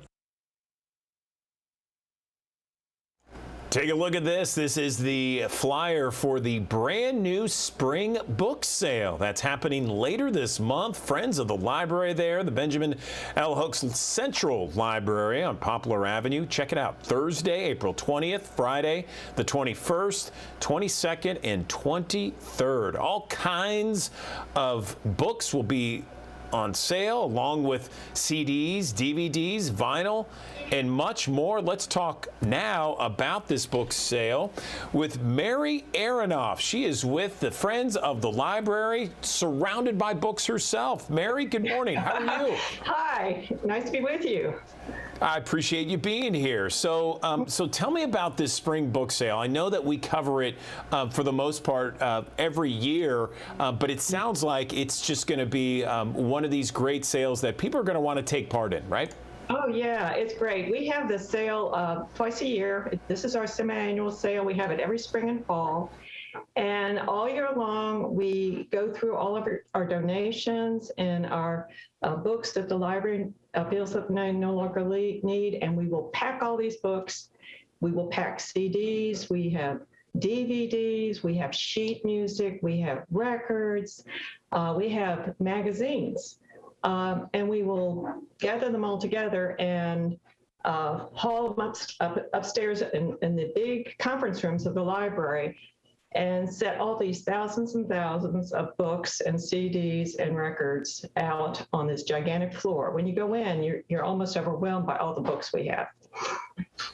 Yeah, it sounds fantastic. So I'm looking at the flyer right now, Mary, and it says Thursday is a member preview for Friends of the Library. That's from 3 until 7 o'clock in the evening. You got Friday from 10 to 6, and then Saturday 10 to 5, and then Sunday it says bag sale. Tell me what bag sale means. Well, look, first let me mention something about Thursday night. That's the Friends of the Library preview sale. So if you are a friend of the library, you get to come in and look at all our books. First, you get first shot at them. But you can join at the door, and it's only $10 per year for individual, $25 per family. The next 2 days, we're open to the public. So, you know, anybody can come in and look at books. And then whatever is left over after 3 days of this sale, whatever we have left over, we sell in what we call a bag sale. And that's from 11 until 2 on Sunday. And we provide the bags and we provide the boxes. Whatever you can fit in a bag is $6 per bag. Whatever you can fit in a box, it is $12 per box. However, you can't be guaranteed you're going to get, you know, the best selection. The best selection, you should come in on the first 3 days of the sale. Yes, of course, of course. And I know this is, and again, we're looking at the flyer right now that talks about it. Again, Thursday, April 20th, all the way to Sunday, April 23rd. This is the spring book sale. And I know that the money goes to Friends of the Library, but can you tell me specifically where the money is put to use? Yes, I can tell you a little bit about that. 100% of the funds we raise go to support the programs and the services of the library. We help with the library's collection, including books and films and media. We also support annual programs and ongoing programs. Some of the annual programs that we support are Bookstock, which invites local authors to come and make presentations to the public. We have something called Boo Book, which is our Halloween program where little kids come and get free books and candy and craft supplies. And we also have a senior health fair. And then some of the branches have ongoing programs that they decided that are good for their particular community. Some of the managers of our branches have decided to hold yoga classes, nutrition classes, exercise classes, art classes, and book clubs. Anything that our local managers think might be very helpful to make their community better. And so we help support those programs. We also help support our robotics team. We have a team that is in competition and goes from cities throughout the region and apparently has done pretty well. And we also have a program called Cloud 901, which is a program to support creative endeavors for teenagers. And we have supplied mentorship and equipment for them to do videos, recordings, poetry, art, any number of creative endeavors. So we have lots of ongoing programs like that too. I'm curious about what we earn, tries to go support these programs. Okay, great. I appreciate you explaining that. I'm curious though, so you have thousands of books, CDs, DVDs. How do you and your team decide which books go for sale and which stay in the library? Well, initially the books are brought to our back dock area and they're hauled to the hallway where many of us work in the basement, and we go through boxes and boxes of books. And we have some scanners which help us price books that might be worth going onto Amazon because they're so valuable. And again, we're trying to get the best price for what are donated. And if it doesn't go to Amazon and it's in pretty good shape, we will then put the books in a massive storage area where we have them categorized by subject. We have a Second Editions bookstore at the Central Library also. And so the managers from Second Edition will come down and look through what we received as donations, and they will pick books based upon what they think would be popular and sell in the bookstore. And then after that, or during the whole time, we will then start culling through the books and packing books. As soon as we finish one book sale, we are going through and starting to pack for the next book sale. And we do that every 6 months and then have our sale. So it's generally, Amazon, bookstore, book sale.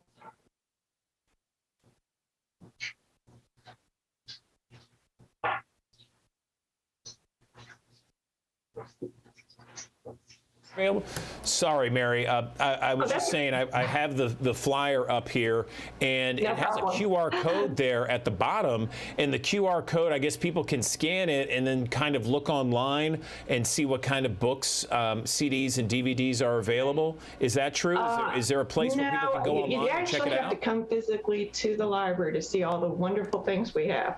The QR code, I think, brings you to the Friends of the Library site, I believe. But in order to see the selection, and let me tell you, we have bunches of cookbooks. If you love cookbooks, we have lots of cookbooks. We have children's books, books for young adults. We have hardback and paperback books, science fiction books, mystery books, history, war, biography, travel, religion. You name it, we have it. So we have a very, very wide selection of books, but you physically will have to come look and see all the great selection we have. We also have some specially priced book sets, and they will be at the very entrance to our book sale. Fantastic. Okay, Mary Aronoff with the Friends of the Library. I really appreciate you joining us. Quickly, let me get the address where people can go to get some more information about this sale. The address for, well, they can do MemphisLibraryFriends.org is the website, and it will, if they went to that site and they hit on sale, it would pull up the information about the book sale. Also, if they go to the Memphis Public Library website, they will have it will be scrolled down with some other events that are happening, but they should be able to find the information there too. And I really hope that everybody will come to help support the Memphis Public Library, including all of its branches. Please come buy books, DVDs, records. Just come and have fun. Excellent, excellent. Thursday, April 20th to Sunday, April 23rd, there at the Benjamin Hooks Library, the Central Library in the city of Memphis. Mary Aronoff, we really appreciate your time this morning. Thanks very much. Well, thank you so much.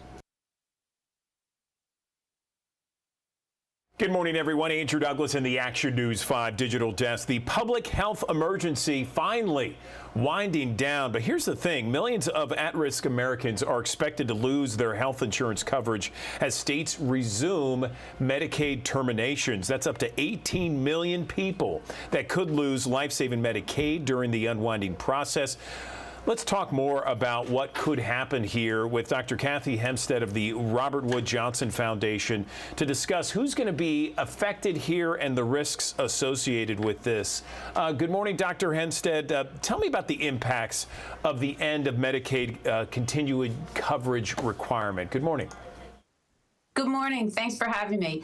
Well, this is a really big challenge for people all across the country as states start to do something that they haven't had to do for 3 years, which is to assess the eligibility of enrollees for Medicaid. And there's two kinds of risks that we're really worried about. One is people who are